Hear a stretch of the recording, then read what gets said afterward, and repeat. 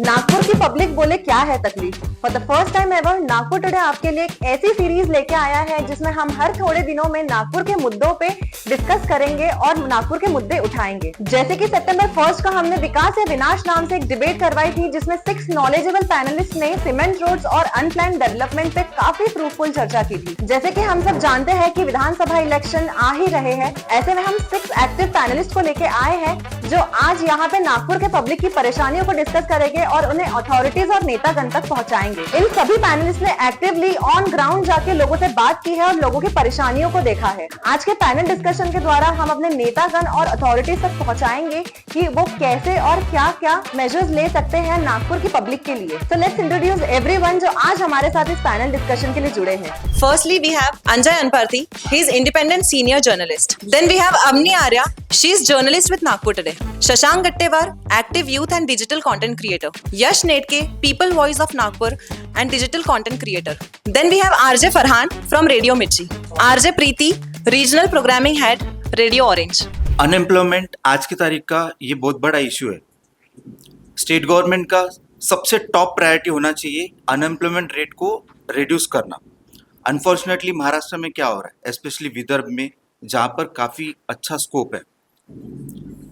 2023 का जो unemployment rate है उससे 2024 में अनएम्प्लॉयमेंट रेट बढ़ गया है। गवर्नमेंट का सबसे टॉप प्रायोरिटी होना चाहिए कि अनएम्प्लॉयमेंट रेट को रिड्यूस करें।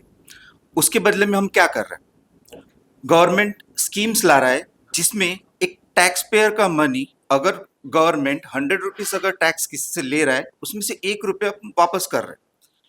इससे अनएम्प्लॉयमेंट रेट बढ़ते ही जाएगा। फॉर एग्जाम्पल, मुख्यमंत्री लाड़की बहन योजना, अगर आप देखोगे ये स्कीम ने काफ़ी एक डिजास्टरस डेटा हमारे सामने रखा है। इसका एलिजिबिलिटी क्राइटेरिया क्या है, एक फैमिली जिसका इनकम 2.5 लाख पर एनम से नीचे वाला उसमें एलिजिबल है। एज पर पॉपुलेशन सेंसस एक फैमिली में 4 लोग रहते, मीन्स 4 लोगों का टोटल इनकम आज की तारीख में 2.5 लाख पर एनम के नीचे, मीन्स ये होता है 20,000 पर मंथ। हर घर में एक एजुकेटेड बंदा है, उसके अलावा एक सीनियर सिटीजन है। अगर ये लोग 20,000 पर मंथ के नीचे अगर कमा रहे तो हम कहाँ जा रहे। इसमें गवर्नमेंट क्लेम करता है कि 2.5 करोड़ जो लेडीज है वो एलिजिबल है ये स्कीम के लिए। मींस हमारे पास 2.5 करोड़ फैमिलीज ऐसा है जिनका इनकम 20,000 से नीचे है। आज अगर कोई इंजीनियरिंग कर रहा है, इंजीनियरिंग के लिए अगर उसके फैमिली उसके पीछे अगर 10 to 15 लाख रुपए खर्चा कर रहा है एट द एज ऑफ 23, अगर वो और उसके साथ में 3 फैमिली मेंबर्स मिलकर अगर 20,000 के नीचे कमा रहे तो इसके ऊपर गवर्नमेंट ने सोचना चाहिए। मुझे लगता है अनएम्प्लॉयमेंट रेट पे गवर्नमेंट ने कॉन्सेंट्रेट करना चाहिए, स्पेशली विदर्भ। नागपुर ये विदर्भ का कैपिटल है, अपने पास फॉरेस्ट है, टाइगर रिजर्व्स है, नेचुरल रिसोर्सेज की कमी नहीं है, कोल एंड अदर सब कुछ चीज़ें हैं।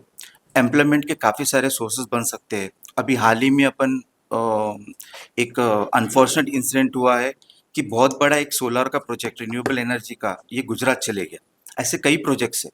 मेट्रो रेल का रेक्स बुट्टीबोरी में बनने वाला था, मैन्युफैक्चरिंग होने वाली थी, अनफॉर्चुनेटली वो भी अपने यहाँ नहीं रहा। तो गवर्नमेंट ने इसके ऊपर सोचना चाहिए। So I want to talk about the Nagpur flood, which came last year in September 2023. तो उसका जो हॉरर है, मतलब आज तक वहाँ के जो लो लाइंग एरियाज में जो लोग रहते हैं जिनके घर में पानी है वो आज तक दहशत में है। उसको ऑलमोस्ट अभी 1 साल हो रहा है। टुडे इज 23 सितंबर, परसों उसको 1 साल हो रहा है। तो 143 लोकेलिटीज़ में पानी है जब फ्लड आया था। 26,612 घरों में पानी है। डिस्ट्रिक्ट कलेक्टर ने एक एफिडेविट फाइल किया था जिसमें बताया गया कि 234 CR का पब्लिक प्रॉपर्टी का नुकसान हुआ है, 1000 CR का प्राइवेट प्रॉपर्टी का नुकसान हुआ है, 800 कार्स डैमेज हुई हैं और 4 लोगों की जानें भी गई हैं। तो आखिर ये फ्लड आया क्यों? अब बात करते हैं अंबाझरी डैम की। अंबाझरी डैम का 320 क्यूबिक मीटर्स का ओवरफ्लो पॉइंट है। उसके ऊपर अगर पानी जाता है तो पानी ओवरफ्लो होगा। पानी निकलता कहाँ से? ये डैम 154 ईयर्स पुराना डैम है, 1870 में भोसले राजा ने बनाया था इस डैम को।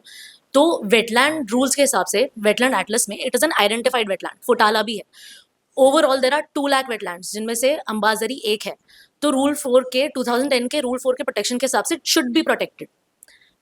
अब इस पे वहाँ पे कुछ चीज़ें बनाई गई हैं जो अब तक पेटिशनर्स जो है, जो लो लाइंग एरियाज में जो फ्लड विक्टिम्स है, जिन्होंने PIL फाइल किया है, उनका कहना है कि इलीगल कंस्ट्रक्शन की वजह से ये फ्लड आया है, this is a man made flood, उनका ये दावा है। तो अब जो स्पिलवे होता है, जहाँ से पानी बाहर जाता है, वहाँ पे विवेकानंद स्मारक है, उसके आगे एक स्टिलिंग बेसिन होता है जहाँ पे पानी का प्रेशर रिड्यूस किया जाता है, फिर वो स्पिल वे पे आता है और स्पिल वे से वो नीचे पुल से बाहर जाता है जहाँ पे पानी की वेलोसिटी बढ़ जाती है।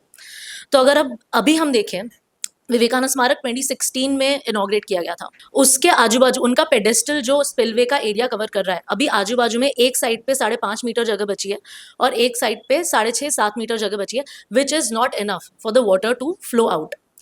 तो जब पानी बढ़ा, अभी बहुत लोगों का कहना है कि 2023 में जो फ्लड आया वो क्लाउड बर्स्ट की वजह से आया, बट IMD बोलता है कि 1 घंटे में 100 mm बारिश होनी चाहिए तो उसे क्लाउड बर्स्ट कंसिडर किया जाता है। सितंबर 2023 में जो बारिश आई थी, इट वाज 2:15 AM से लेकर 4:30 AM तक, जो कि 2 घंटे का स्पैन होता है, उसमें 90 mm बारिश आई है। उसके बाद और आगे बढ़े तो 116 mm बारिश थी और पूरा 24 आवर्स देखे तो 119 mm बारिश थी, जो क्लाउड बर्स्ट नहीं, जिसे क्लाउड बर्स्ट नहीं माना जाता है टेक्निकली। तो it was not a cloud burst. आज भी ये बोला जा रहा है कि ये क्लाउड बर्स्ट की वजह से हुआ था। अगर ऐसे ही हम देखें तो 1994 में 304 mm बारिश आई थी, 2018 में 265 mm बारिश आई थी और 2023 में 116 mm बारिश आई है। जब पहले 304 और 265 mm बारिश आ चुकी है, तब इस तरीके का नुकसान नहीं हुआ था फ्लड में जो अभी हुआ है लास्ट ईयर 116 mm बारिश में। तो लोगों का ये कहना है, पेटिशनर्स का ये कहना है कि पहले पानी विवेकानंद स्मारक को लगा क्योंकि उस पानी के पास जाने की जगह नहीं थी, फिर वो पानी इस साइड निकल के रास्ते पे आया बंड से, क्रेजी कासल के 8 फुट के वॉल को लगा और फिर बस्तियों में गया। और अगर देखा जाए तो नीचे जो पुल से पानी जा रहा है वो क्रेजी कासल के थ्रू होते हुए नदी का पानी फ्लो होता है। तो वहां पे भी वाटर फ्लो ऑब्स्ट्रक्शन ये हो रहा है कि जो 18 मीटर्स की जगह होनी चाहिए जिससे पानी का स्मूथ वाटर फ्लो हो, उसे छोटा किया गया 9 मीटर्स के लिए। वहां पे भी काफी ऑब्स्ट्रक्शन है। अब एक चीज अच्छी है कि हालांकि ये PIL फाइल करने के बाद अथॉरिटीज ने एक्शंस लिए हैं, बट अच्छी बात है कि ये हो रहा है। अभी जो नीचे का पुल है, बाय द वे, जब फ्लड आया था उस टाइम पे जलपर्णी, जो जिसे हायासिंथ कहते हैं, जो अंबाजरी पे अभी वाटरवीड जो भी अच्छे खासे पैमाने पे है, उसे उस टाइम पे भी क्लियर किया जा रहा था और उस टाइम पे JCB अटका था पुल में, उसकी वजह से भी वाटर फ्लो ऑब्स्ट्रक्शन हुआ था। तो अब उस पुल को चौड़ा किया जा रहा है जिसके लिए वो रास्ता बंद है, आप सब ये बात जानते हैं। तो अब उस पुल को 63 स्क्वायर मीटर किया जा रहा है। एज पर IS 7784 पानी का बहाव 6 के ऊपर वेलोसिटी इज नॉट परमिसिबल।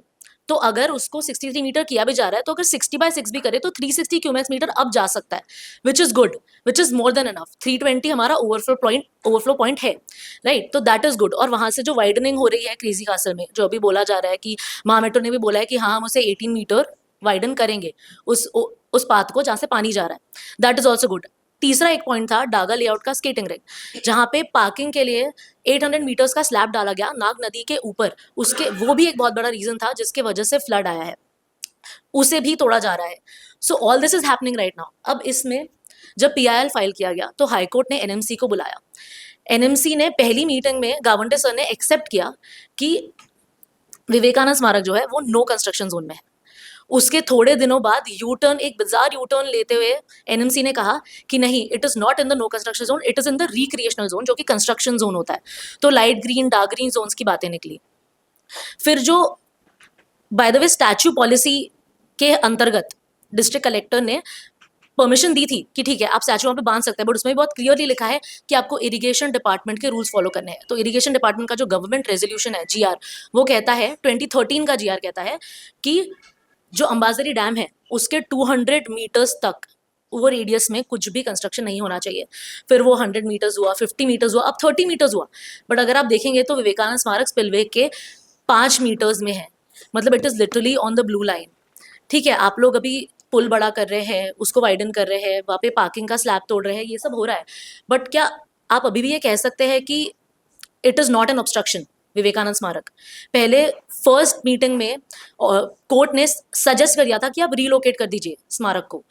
उसके बाद अथॉरिटीज ने बोला हमें 9 महीने का टाइम चाहिए, और principal secretary urban development principal secretary UD उन्होंने एक्सेप्ट किया है कि विवेकानंद स्मारक प्रोहिबिटेड जोन में है, राइट। अब फाइनली ये बोला जा रहा है that they need 7 more months।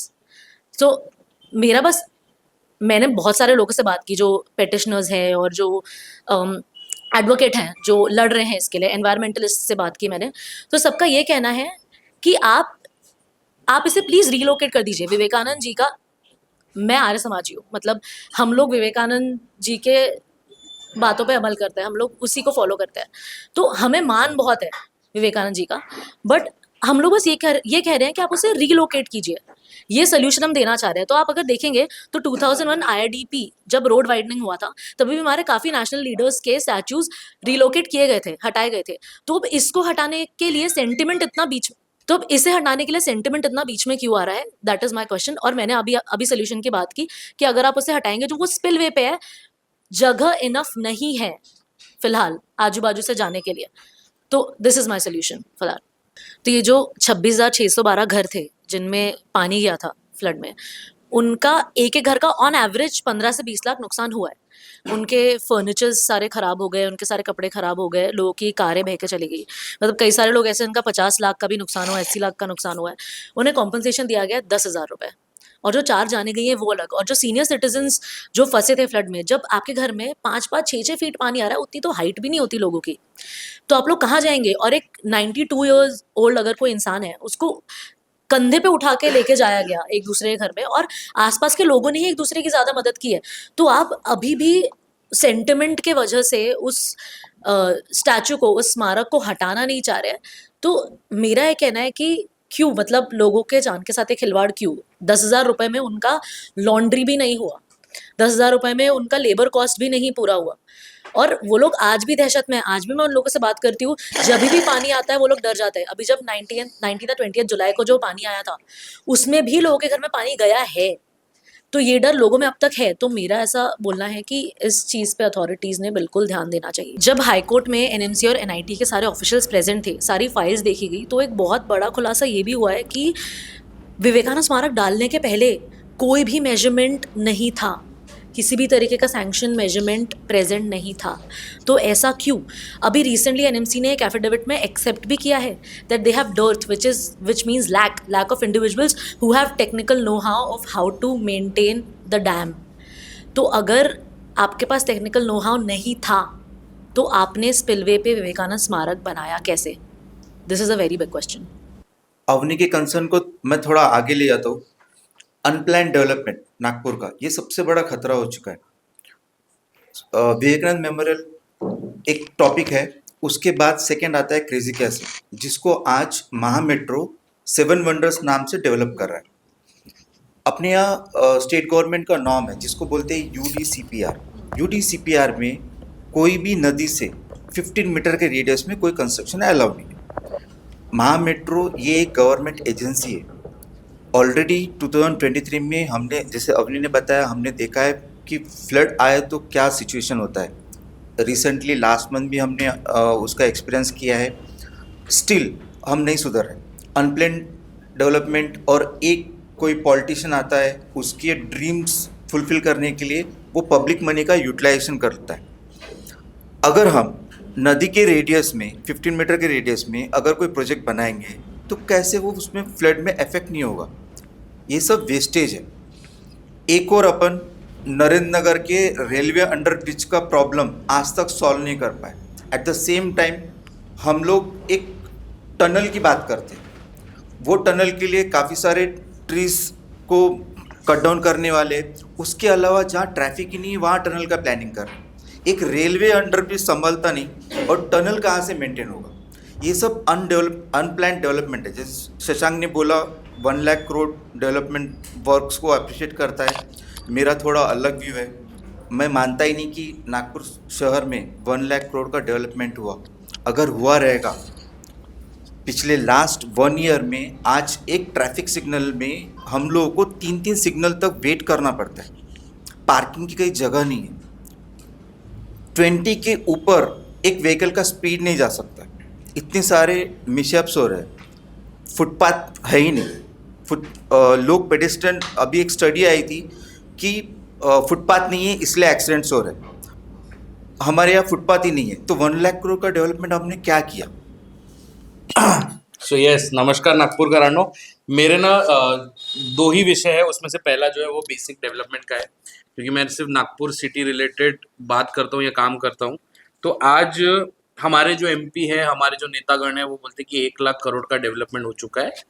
Will accept that, will appreciate that, हम क्लैप्स भी बजाएंगे। लेकिन sadly the ground reality is कि आज भी हमारे पास पब्लिक टॉयलेट्स नहीं है और बनाए जा रहे 2024 में। मतलब इतने साल होने के बाद, स्मार्ट सिटी प्रोजेक्ट आने के बाद भी आज हमारे पास टॉयलेट्स नहीं है, पब्लिक टॉयलेट्स नहीं है। आप अगर कहीं भी वॉक करने का सोचो तो अगले दिन रिपोर्ट्स आती है कि ये ट्रक ने, ये ऑटो ने, ये गाड़ी वाले ने इसको उड़ा दिया। यंगस्टर तो जोड़ो, सीनियर सिटीजन भी वॉक नहीं कर सकते। मतलब आपको point A to point B जाना है तो आपको गाड़ी से ही जाना पड़ेगा। साइकिल का भी सोचोगे तो साइकिल तो पॉसिबल ही नहीं है, क्योंकि गाड़ी पार्क हो जाएगी या जगह है ही नहीं पहली बात तो रोड को, और रास्ते ऐसे है कि साइकिल चल नहीं सकती है। मेरी खुद की साइकिल 3-4 बार पंचर हो गई है। सेकेंडली, फुटपाथ्स की अगर हम बात करें तो फुटपाथ्स की रियलिटी है कि आज चलने के लिए फुटपाथ ही नहीं है। जहाँ अच्छे बनाए गए, सौभाग्य से हमारे कि मेट्रो जहाँ जहाँ बनी उसके नीचे फुटपाथ्स काफ़ी ब्रॉड और काफ़ी अच्छे बने हैं, लेकिन वहाँ हमारे यहाँ पर जो सेंट्रल इंडिया के हम सबसे बड़े सिटी होने का जो हमारा वरदान है, वो एक पाप के तरह भी दिख रहा है, क्योंकि सारे जगह आपको स्ट्रीट वेंडर्स ही वेंडर्स दिखने मिलेंगे। फिर वो पानी पूरी हो, दाबेली हो, दही पूरी हो, बस यही बिकते हुए दिखता है। वो एक ने चालू कर दिया, एक के पीछे पीछे भी 10 लग जाते हैं। So you don't have footpath. ये मैं बेसिक डेवलपमेंट की पहले बात कर रहा हूँ।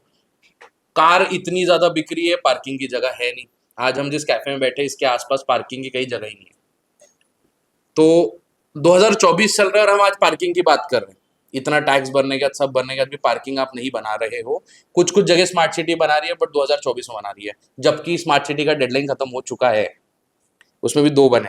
उसके बाद अभी रिसेंटली जैसे अवनी ने बोला कि पानी जमा हो रहा है बारिश से, या सीमेंट रोड की हम बात करेंगे ही।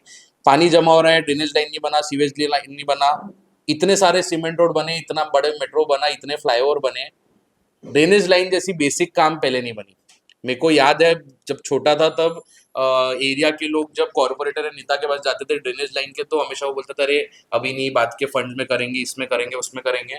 लेकिन आज आप कोई बड़ा प्रोजेक्ट करो, फॉर एग्जाम्पल सीमेंट रोड भी अगर 1 किलोमीटर का डालना है तो अगले दिन डीसीएम और अगले दिन एमएलए आके भूमि पूजन करने को तैयार है। तो जितना मुझे मालूम है कि सबसे पहले ड्रेनेज लाइन बनाई जाती है, सीवेज लाइन बनाई जाती है, उसके बाद सीमेंट रोड डाला जाता है। 2024 चल रहा है, ड्रेनेज लाइन और सीवेज लाइन जैसी चीजें ही आपने अभी तक बनाई नहीं, और आप अभी बोलते हो कि नहीं उसके कारण पानी जमा हुआ। तो सर, आप जब बना रहे थे तब क्या कर रहे थे? उसके बाद मोस्ट इंपॉर्टेंट चीज जो आप लोग शायद ऑब्जर्व नहीं किए होंगे, आज हम अगर बाहर पब्लिक स्पेस में जाते हैं और हमें प्यास लगती है, क्योंकि पानी सबसे इंपॉर्टेंट है, ठीक है, तो आज भी पानी अगर आपको पीना है तो आपको 10 रुपए 20 रुपए की बोतल लेनी पड़ती है। जबकि एनएमसी और एचसीएल ने साथ में वाटर एटीएम लगाए थे, जिसमें आई गेस 2 या 5 रुपए की 5 रुपए पर लीटर आपको पानी रिफिल कर सकते थे, 2 रुपीज 3 रुपीज। तो वो लगाए हैं पर चालू ही नहीं हुए। मतलब आज भी आप पानी लोगे तो खरीदना पड़ेगा। ये बेसिक चीज है। मतलब पानी जैसी चीज अगर आप एटीएम के थ्रू या रेलवे स्टेशन पे लग रहा है तो शहर में क्यों नहीं लग रहा है, जबकि लगा है वो कभी ऑपरेट ही नहीं हुआ है। उसके बाद ना मोस्ट इंपॉर्टेंटली कम्युनिटी और रिक्रिएशनल स्पेसेस आता है। आज भी अगर मुझे किसी से मिलना है, किसी से बात करना है, तो मुझे कोई कैफे में आना पड़ता है, कहीं एक जगह बैठना पड़ता है और मुझे 200 300 500 रुपए खर्च करना पड़ता है। आज क्यों कम्युनिटी स्पेसेस नहीं है, जबकि हम स्मार्ट सिटी के इसमें है, ठीक है, रिक्रिएशनल स्पेसेस जो हमारी एक नागपुर 2025 नाम की एक ऑर्गेनाइजेशन बनाई है जिसमें ये काम कर रही है। बट मेरा वही पॉइंट हमेशा वही बोल रहा हूँ कि 2024 आ चुका है, अब तक नहीं बना ये। और ये सारी चीजें जो मैं आपको बोल रहा हूँ, इसमें और एक आता है ग्राउंड, स्पोर्ट्स फैसिलिटी।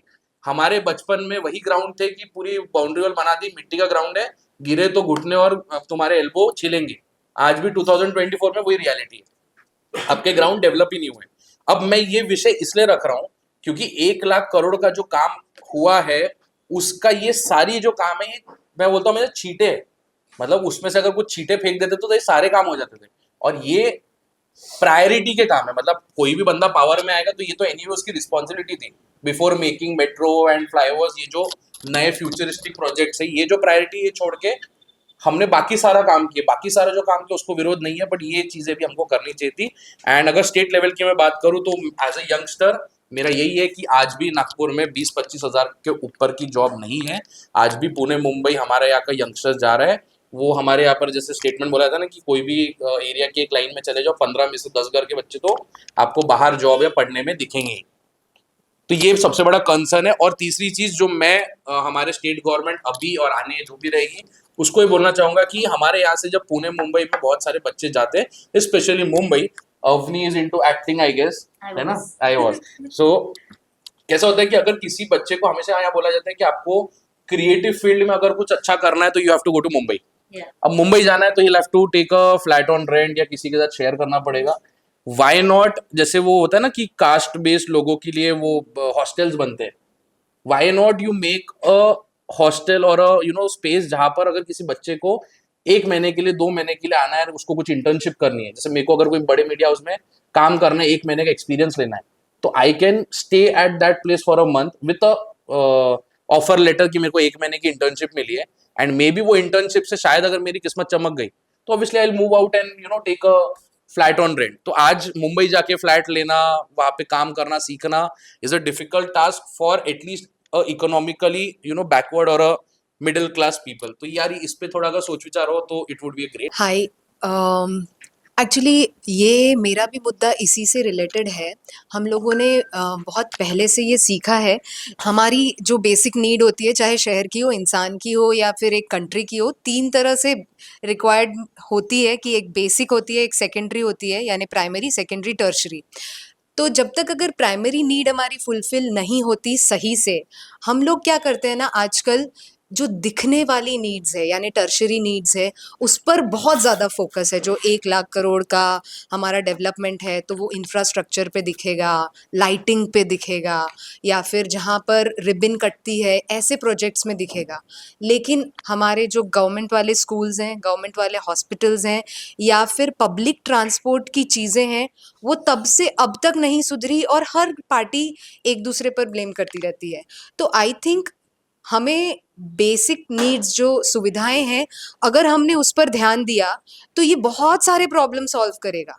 मतलब एम्प्लॉयमेंट की भी प्रॉब्लम, क्योंकि आज हम देखें कई सारे अच्छे इंफ्रास्ट्रक्चर वाले कॉरपोरेशन के स्कूल या गवर्नमेंट के स्कूल्स है, वहाँ पर टीचर की भर्ती नहीं है, टीचर्स नहीं है वहाँ पर, सही तरीके से जो एडमिनिस्ट्रेशन होना चाहिए वो नहीं है। तो ये बेसिकली आपकी एम्प्लॉयमेंट की भी जो इशू है वो भी सॉल्व करता है। और दूसरी बात, मैं ज़्यादा उस तरीके से वर्किंग पर चाहती हूँ कि हमारे जो लीडर्स है वो फोकस करे, कि कई बार होता है हमारे सामने, जस्ट आप यहाँ पर बैठे हैं हम लोग, सोचिए कि हमारे सामने 2 रिपोर्ट्स हैं। एक रिपोर्ट ये कहती है कि नागपुर में आने वाले 10 या 15 साल में वाटर स्कैरसिटी होने वाली है, या फिर ग्रीन कवर कम हो गया है, उसके लिए काम करना है। और दूसरी रिपोर्ट कहती है कि आने वाले 20 या 25 साल में ट्रैफिक बढ़ने वाला है। तो कॉमन सेंस है, हम किस पर पहले काम करेंगे, किस पर काम करेंगे हम पहले? हम अपने नेचुरल रिसोर्सेज को स्टेबलाइज करने में काम करेंगे, क्योंकि उसे एक स्लो एंड सस्टेनेबल डेवलपमेंट की ओर देखेंगे। लेकिन नहीं, हमारे यहाँ सीधे ट्रैफिक की है प्रॉब्लम तो सीधे रोड बनने चालू हो जाते हैं, सैंक्शन हो जाते हैं, अचानक से सारा फंड उसमें चला जाता है। लेकिन ग्राउंड वाटर लेवल बढ़ाने की बात है, या लेक कंजर्वेशन की बात है, या हमारे कितने सारे स्टेप वेल्स और कुएं हैं हमारे शहर में ऑलरेडी, जो बना हुआ इंफ्रास्ट्रक्चर है, अगर उसी को मेंटेन करने की बात है, या इतने अच्छे पार्क्स हैं, मैदान है, क्या उसमें हम जो बेसिक सुविधाएं हैं वो दे पा रहे हैं? जैसे कि हमने पहले बात की अनएम्प्लॉयमेंट की और बेसिक नीड की, शशांक ने भी बात की, तो शायद ये सब उससे सॉल्व होते हैं। तो क्यों हमारे नेता लोग डेयर नहीं करते कि हम लोग स्लो एंड सस्टेनेबल डेवलपमेंट करके दिखाएं, और उसके बाद ये जो करोड़ों के प्रोजेक्ट्स हैं उसकी बात करें?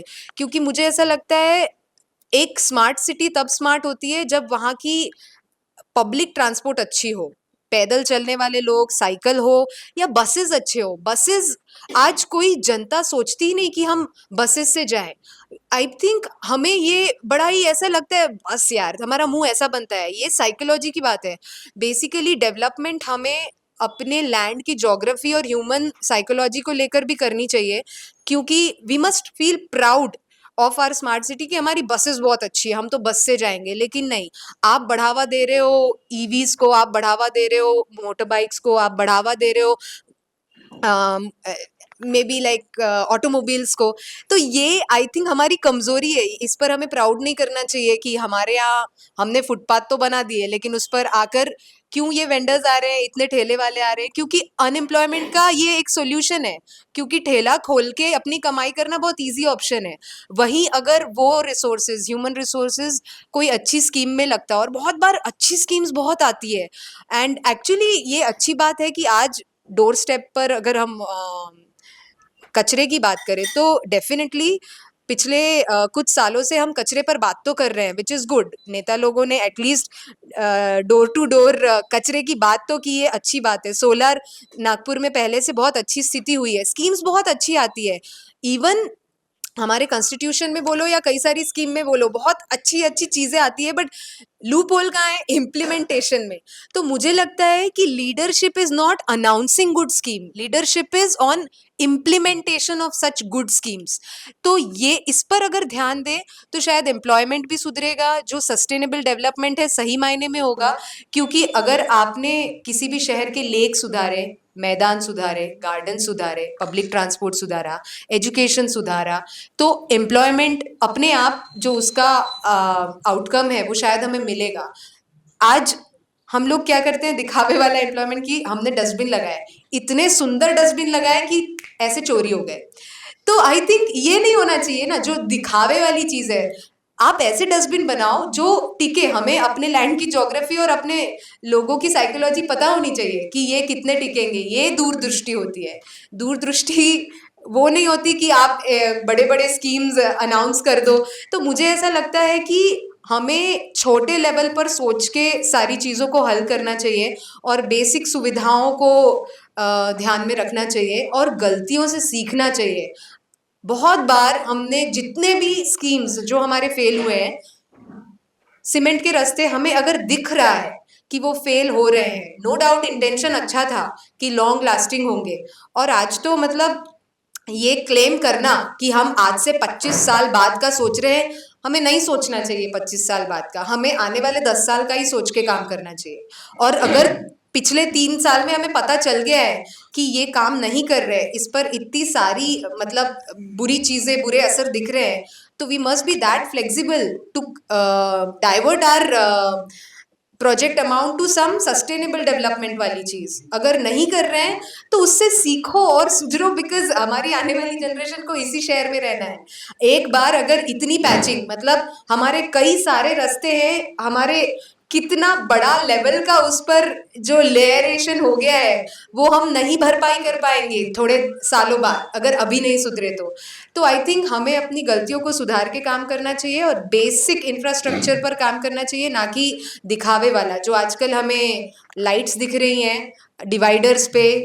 मुझे सच में कहना है कि ये प्लीज बंद करें। वो एस्ट्रोनॉट कहीं खड़े होते हैं, कहीं पर तितलियों वाली लाइट लगती है, ये हमारे मतलब वो रील कल्चर, मतलब गवर्नमेंट भी फॉलो कर रही है, ये ना करे, दिखावे वाली चीज पे इन्वेस्ट ना करे और बेसिक चीज पर इन्वेस्टमेंट होना चाहिए, मेरा ये कहना तो है। बेसिकली दीदी और सेइंग कि कॉस्मेटिक डेवलपमेंट और ब्यूटिफिकेशन पे ही ध्यान दिया जा रहा है एंड बेसिक अमेनिटीज नहीं, Yes. है ना? दैट्स द बिकॉज मेरा जो पहला ही पॉइंट था कि अगर आपको आने वाले 10 साल की रिपोर्ट में दिख रहा है, अभी के मैं करंट स्टेटस अगर बताऊं, क्योंकि 2010 में नागपुर सेकंड ग्रीनेस्ट सिटी था ऑफ इंडिया और 2021 में हम 28th नंबर पर, और अभी की इसरो की रिपोर्ट के हिसाब से पिछले 20 साल में ही 40% ग्रीन कवर नागपुर का कम हुआ है।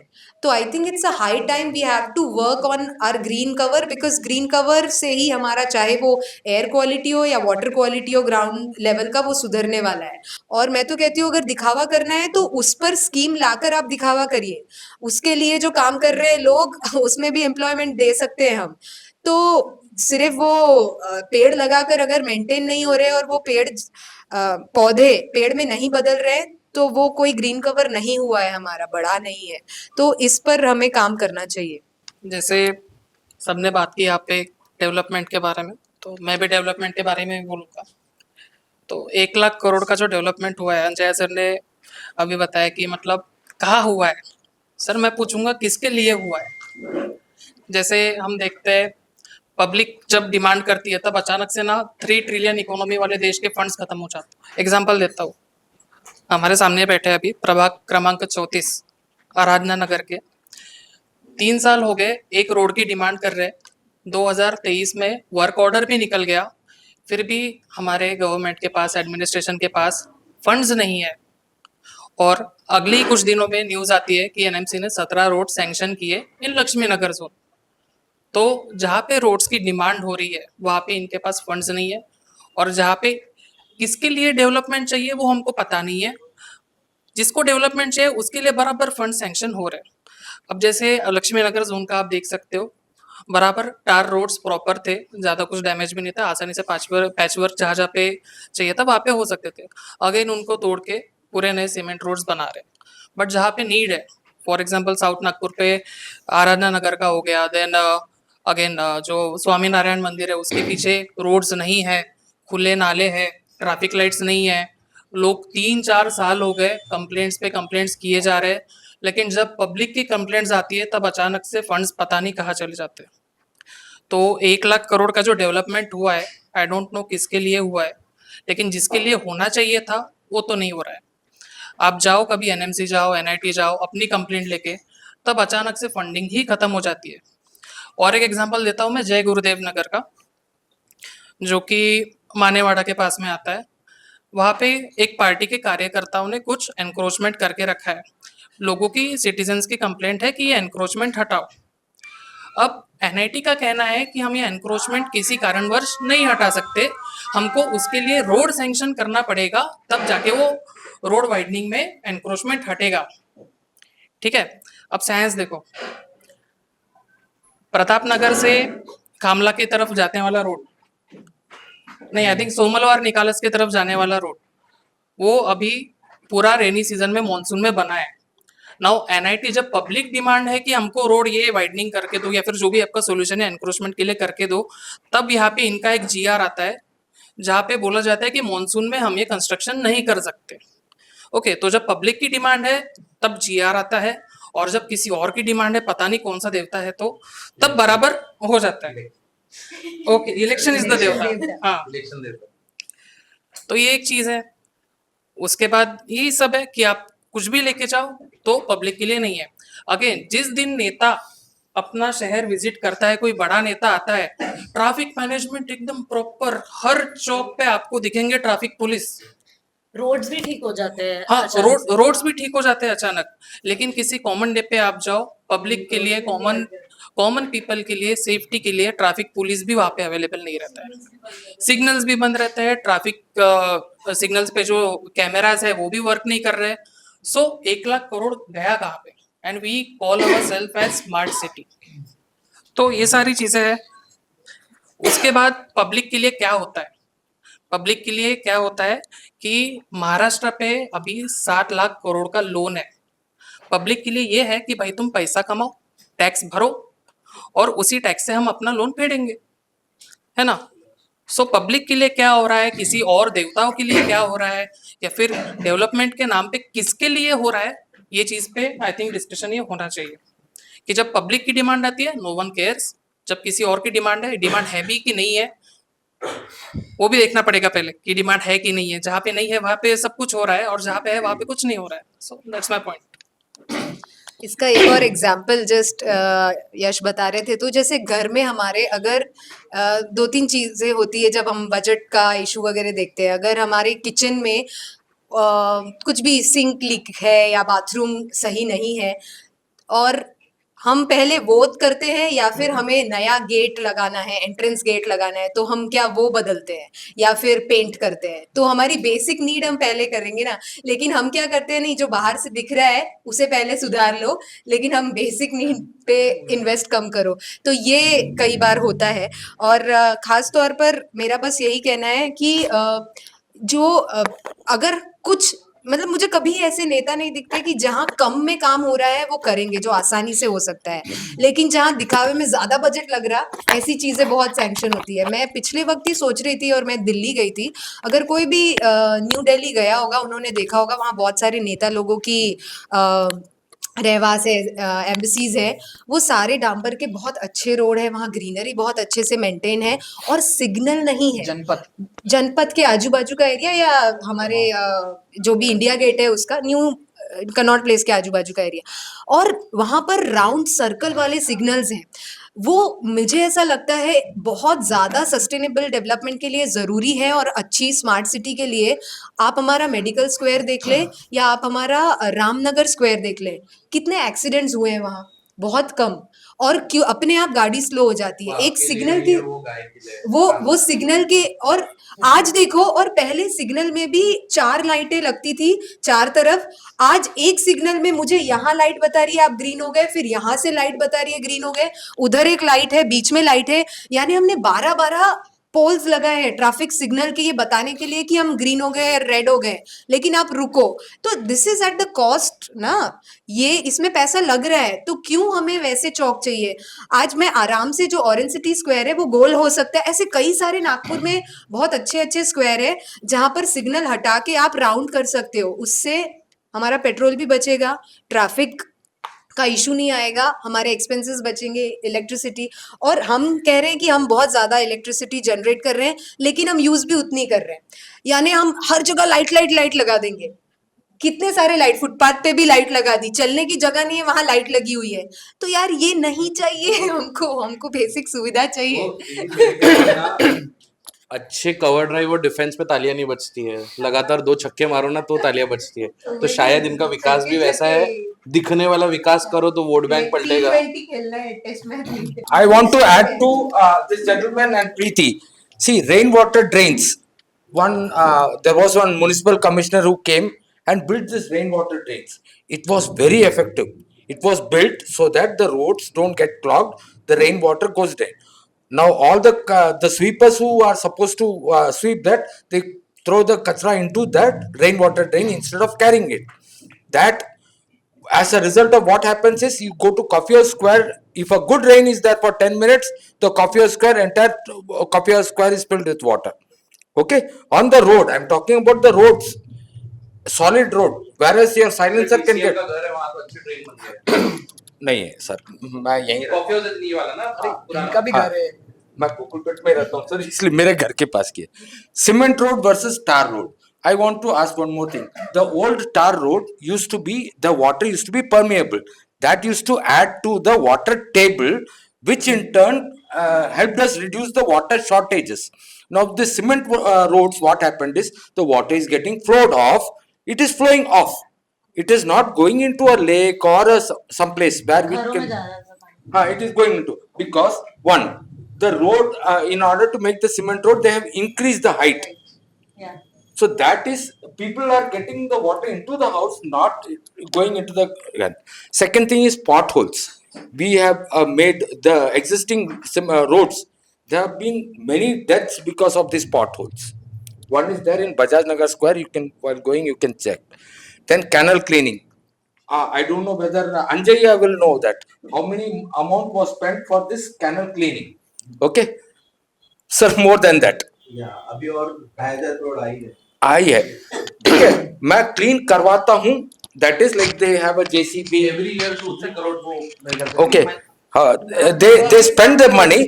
After that what happens is, मेरे घर में मैं कंस्ट्रक्शन कर रहा हूँ, रात को देखता हूँ इधर उधर कोई नहीं देख रहा, मैं अपना कंस्ट्रक्शन का मलबा उठा के वहां कैनल में रात को डाल के आ जाऊंगा. हमारी काम वाली बाइक को सुबह में हमारा वो घर में आया कचरा वाला, घर में से बाहर निकलो वगैरह, वह बहुत बजाते हुए जाता है. स्टिल मैं उसमें नहीं डालूंगा, हमारी काम वाली को बाइक को दूंगा. मैं काम वाली बाइक क्या करती है, जाते आते पन्नी में नाली में फेंक देती है. This has added to that. So, and plus there was a project where dealienating the sewage water into big pipes that will run along the canal. That is not been done. Then the rest of the problem he covered in the traffic signal thing. Thank you. तो तमाम उम्र गालिब ये भूल करता रहा, तमाम उम्र गालिब ये भूल करता रहा, धूल चेहरे पे थी और आईना साफ करता रहा. So my name is RJ Farhan and I'm from 98.3 मिर्ची. और एक विषय बहुत समय से मैं बात कर रहा हूँ इस पे, जो है नागपुर की तीसरी आंख, यानी कि third I of the city. सारी डेवलपमेंट की बात करी यहाँ पे, स्मार्ट सिटी की बात करी, तो लगता है कि अगर वो सिटी स्मार्ट है तो उसकी तीसरी आंख बंद नहीं हो सकती। अगर हमारी सिटी स्मार्ट है तो हमारे 3600 में से तकरीबन 50% कैमरेज बंद नहीं हो सकते।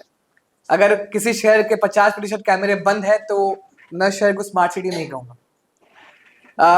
एक बार जब मैं सीओसी जाने की कोशिश किया तो मुझे रोका गया कि नहीं, वहां पे जाना अलाउड नहीं है। I don't know for what reason वहां जाना अलाउड क्यों नहीं। प्रेस वाले नहीं हो? सर हम प्रेस वाले हैं।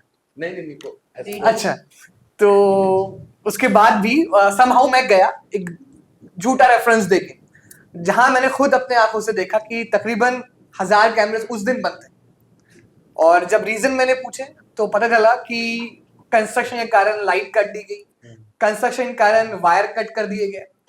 और जब ये मैं किसी जिम्मेदार इंसान के पास लेके विषय पहुंचा तो शायद उन्हें पता भी नहीं था कि अच्छा, आई डोंट नो, पता करते हैं। और ये इशू तब हाईलाइट किया जब नागपुर में फ्लाईओवर्स पे हादसे बहुत होने लगे थे। तब ये जहन में मेरे आया कि विक्टिम कौन है, अक्यूज्ड कौन है, ये पता हमें सिर्फ कैमरे से चल सकता है, ना कि किसी की आंखों से।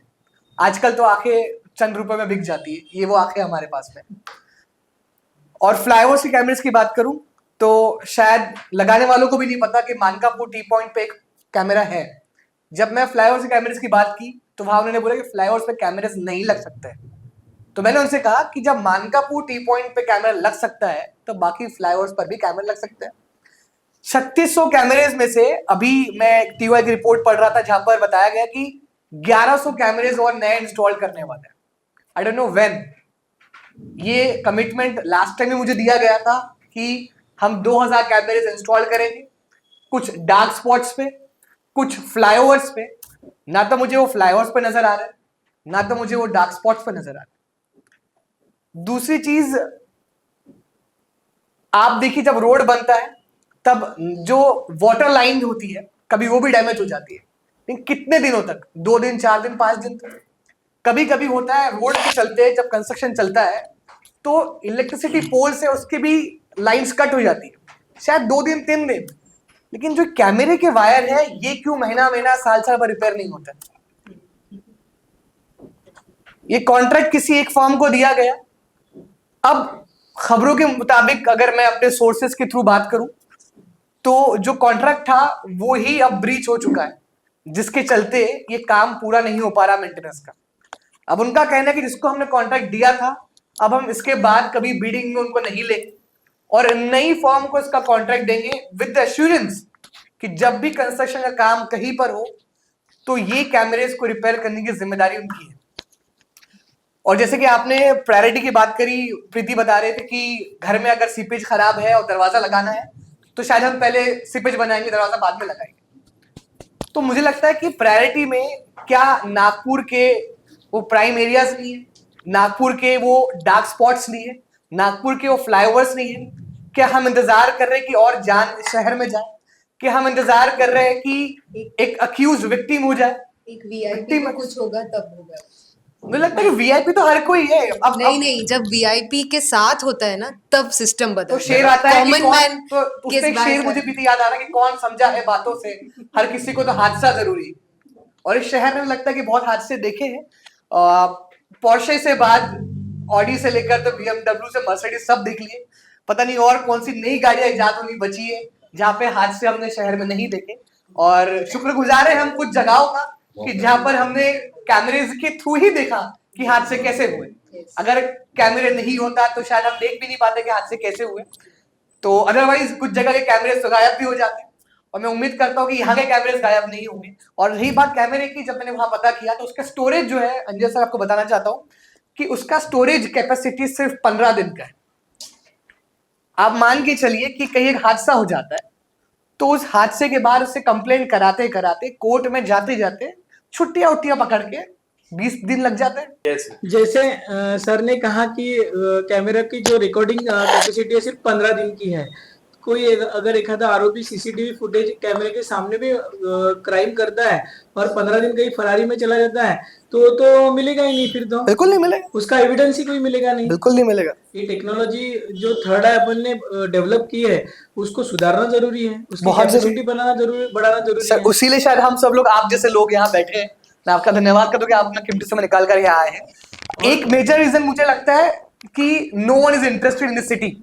यहाँ लोगों को शायद फर्क ही नहीं पड़ता कि यहाँ पे रोड में गड्ढे हैं या गड्ढों में रोड है, फर्क या नहीं। लोगों को फर्क नहीं पड़ता कि जी आप कह रहे हो। और सीसीटीवी फुटेज जो पुलिस स्टेशन के अंदर भी है, जो हाँ। सुप्रीम कोर्ट के गाइडेंस के बाद में आए हुए, वो बहुत से पुलिस स्टेशनों में बंद है। अच्छा, जब कोई क्राइम होता है तो वो पुलिस स्टेशन के अंदर के जो सीसीटीवी कैमरे हैं, जैसे अभी उसके एंट्रेंस पे भी होना चाहिए। जैसे कोई फिर अभी ऑडी ने ठोका है, कोई अगला डिफेंडर से ना ठोक दे और वो भी पुलिस स्टेशन के सामने, और तब फिर वहां पे ना रहे सीसीटीवी फुटेज। मतलब ये जो नागपुर में जो थर्ड आई होनी चाहिए, वो जो वॉच के लिए, वो सबसे बड़ी खामी है जो लोग अभी मिल नहीं मैं रही। वही कह रहा था, हमें शायद फर्क नहीं पड़ा। फरहान, मैं ना एक तुम्हारे इसमें ऐड करना चाहूंगा। पहले तो फरहान के लिए तालियां, बिकॉज फरहान पिछले 1-2 सालों से सीसीटीवी का विषय वोकली ले रहा है। फरहान, एक ना देखो इंटरेस्टिंग चीज बताता हूँ। दक्षिणामूर्ति गणेश मंडल जो है उसका विसर्जन था बड़कस चौक पे, बहुत ग्रैंड था, and one of the best विसर्जन मैंने आज तक लाइफ में देखा है। वहां पे बड़कस चौक पे पैर रखने तक की जगह नहीं थी, और हम लोग गणपति को जिस तरीके से पूछ के आए थे कि हम लोग ऐसे फेसिंग थे, और हमारे ठीक पीछे ना कैमराज लगे थे, वो चौक का जो गोल है ना, तो इतनी भीड़ थी। और आई रिमेम्बर गणेश उत्सव मंडलों की जब मीटिंग थी, तब सीपी सर जो थे उन्होंने बोला था कि यार आप अपने गणेश उत्सव मंडलों में लड़कियों को, बुजुर्गों को, महिलाओं को भी इंक्लूड करिए, ताकि सबका एक वो गणेश उत्सव हो। तो वो विसर्जन में बड़कस चौक पे जब भीड़ थी, पैर रखने की जगह नहीं थी, और मैं भीड़ में घुस के एक्सपीरियंस कर रहा था, तो लड़कियां बहुत सारी थी, और मैंने जैसी पीछे देखा ना कैमरास बंद, बट वहां के जोन ऑफिसर या जोन के द्वारा सर्वेलेंस वैन लगाई गई थी, जिसका काम भी वही है, बट ठीक पीछे में अगर वो कैमरा और किसी लड़के ने कुछ किया या कुछ ये हो गया, तो आप, और इतना क्लियर विजन था वो, बट 3 की 4 कैमरास बंद। तो आपको पता है जब इतनी भीड़ होने वाली है, आप सर्वेलेंस वैन तक के लगा रहे हो, तो सीसीटीवी ऑन कर देते थे। सब 1500 कैमरेस बंद है पूरे शहर के। और एक मिनट लेट मी कंप्लीट, मैं बता रहा था आपको कि इसके अलावा एक हमने बात करी स्टोरेज की। दूसरी चीज कि हमें फर्क सिर्फ शायद गिनती है कुछ लोगों में जिन्हें फर्क पड़ता है कि शहर में क्या हो रहा है क्या नहीं हो रहा है। बाकी इस शहर के लोगों को पता भी नहीं कैमरेस बंद है। इस शहर के लोगों को पता भी नहीं कि अंबाझरी का ओवरफ्लो क्यों हुआ। इस शहर के लोगों को पता ही नहीं कि नागपुर शहर में कितना फंड आ रहा है, कितना डेवलपमेंट हो रहा है, कितना नहीं हो रहा है। यहाँ लोगों को पता ही नहीं कि सीमेंट रोड होने से क्या प्रॉब्लम हो रही है, क्या नहीं हो रही। हमें जाना है, हमें आना है। जब तक हम सब लोग, पूरा शहर मिलकर इस पे आवाज नहीं उठाएगा, आई थिंक कि कोई चीज डेवलप हो ही नहीं सकती। सब मिलकर आवाज उठाओ तो चांद पर रौब पड़े। मैं तनहा जुगनू हूं, मेरे चिल्लाने से क्या होगा। यही सॉल्यूशन है आई थिंक, कि सब तो शायद हम बदल नहीं सकते, लेकिन हमारे रास्ते में जो दिख रहा है हमें, तो उसकी कोशिश हम कर सकते हैं, या हमारे पावर में, हमारे चाहे आप घर से शुरू करो, एरिया से शुरू करो, या फिर अपने जोन से शुरू करो। कई लोगों को, एक्चुअली मैं भी उसमें से एक थी, कि मुझे भी 10 साल पहले ये पता नहीं था, जबकि मैं मीडिया में 15 साल से हूँ, लेकिन मुझे पता नहीं था कि मेरा जोन क्या होता है या कंप्लेन कैसे की जाती है। लेकिन ठीक है, कोई इसमें बड़ी बात नहीं है, जब जागो तब सवेरा। तो मुझे ऐसा लगता है कि सही में अगर हमें, क्योंकि मैंने कई सारे गवर्नमेंट स्कूलों में और हॉस्पिटल में बात की है, और जब हम वो इशू उठाते हैं उन्हें भी अच्छा लगता है। कई सारे ऑफिसर्स हैं जो आप बीती बताते हैं और उन्हें लगता है कोई तो है जो पूछ रहा है। तो आई थिंक हमारे कॉमन सिटीजन के रास्ते में जब जब हमें दिख रहा है कि भैया स्ट्रीट लाइट बंद है, सुबह हो गई स्ट्रीट लाइट चालू है, आपके पास जितने नंबर है आप करें। कई बार हमें पता ही नहीं कि कचरा जलाने पर कंप्लेन भी की जाती है। अच्छा, एनएमसी का अब तो सबके इंस्टाग्राम अकाउंट है, आप उन्हें डायरेक्ट मैसेज करें, नंबर पूछें, पता करें हेल्पलाइन नंबर्स कौन से हैं। एक डिजिटल चीज अच्छी भी हुई है कि कई सारों के हेल्पलाइन नंबर्स या फिर एक ऐप बन चुका है, लेकिन वो ऐप भी कई बार काम नहीं करते, लेकिन काम करते भी हैं। कई बार वो मुझे परेशान कर देते हैं, क्योंकि परसों की बात है, आपने कंप्लेन की, आप जाकर देख लीजिए कचरा उठ गया है। मैंने कहा अच्छा ठीक है, मेरा जाना नहीं हो रहा, तो वो मुझे, आपने कंप्लेन की, आप जाकर तो देखिए प्लीज, आप उसमें रिव्यू तो डालिए, तो अच्छी बात है। तो ये दोनों तरीके से पार्टिसिपेशन होना चाहिए, तभी शायद हम मिलके बदलाव ला पाएंगे। तो मुझे लगता है ये थोड़ा ट्रबलसम जरूर है, लेकिन स्पेशली मीडिया वाले या जो इन्फ्लुएंसर है या जिनके हाथ में कैमरा है, वो लोगों ने तो ये चीज करनी चाहिए कि आपके रास्ते में जो गलत लग रहा है उसको सुधारने की एक कोशिश जरूर। यदि कैमरे की बात है तो ये जो सीसीटीवी कैमरास है ये इन्हें नहीं चाहिए, लेकिन हर इवेंट में पेज पे फोटो वाली कैमरा इनको बिल्कुल चाहिए। आज आके तस्वीरें खिंचाने का काम ये लोग पहले कर लेंगे, लेकिन वो जहां से क्राइम रोक सकते हैं वो कैमरे इनको बिल्कुल नहीं चाहिए।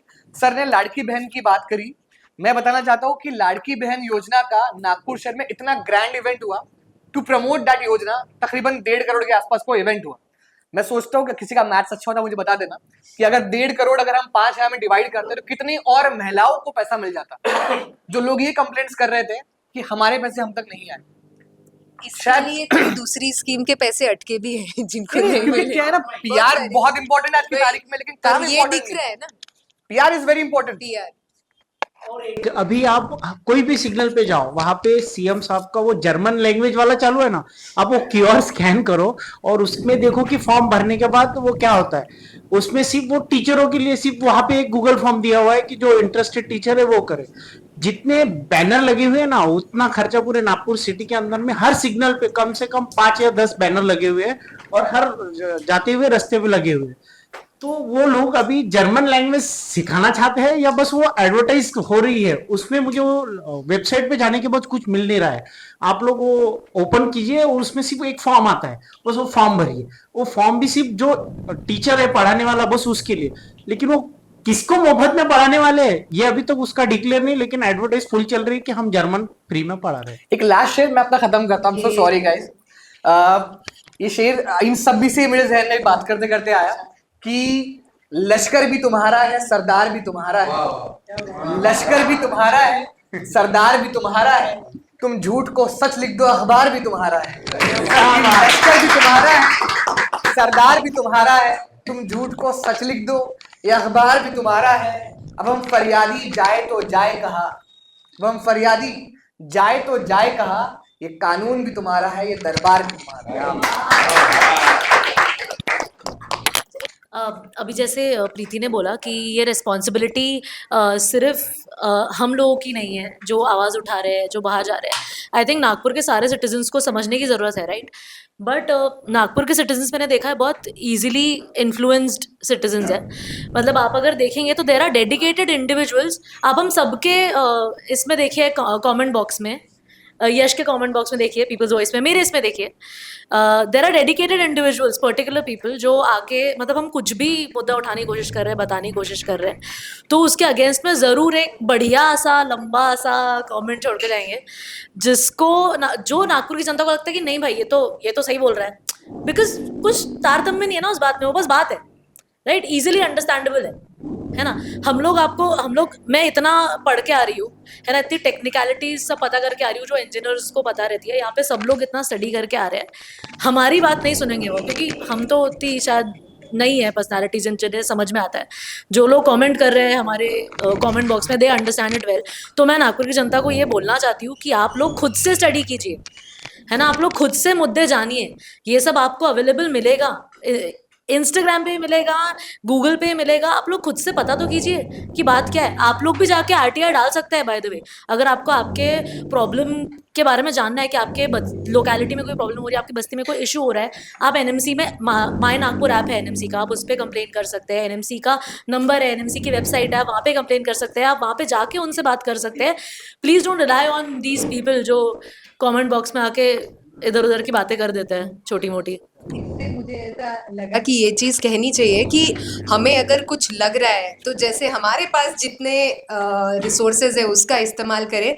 कई बार होता है कि हर नदी शुरुआत में उसकी धारा बहुत छोटी होती है और हमें लगता है कि कोई भी आसानी से हमें रोक लेगा, लेकिन नदी अपना रास्ता बना लेती है। तो अगर आप सही हो, मालूम है बिल्कुल, तो फरहान की शायरियों का तो कोई ये नहीं है तोड़।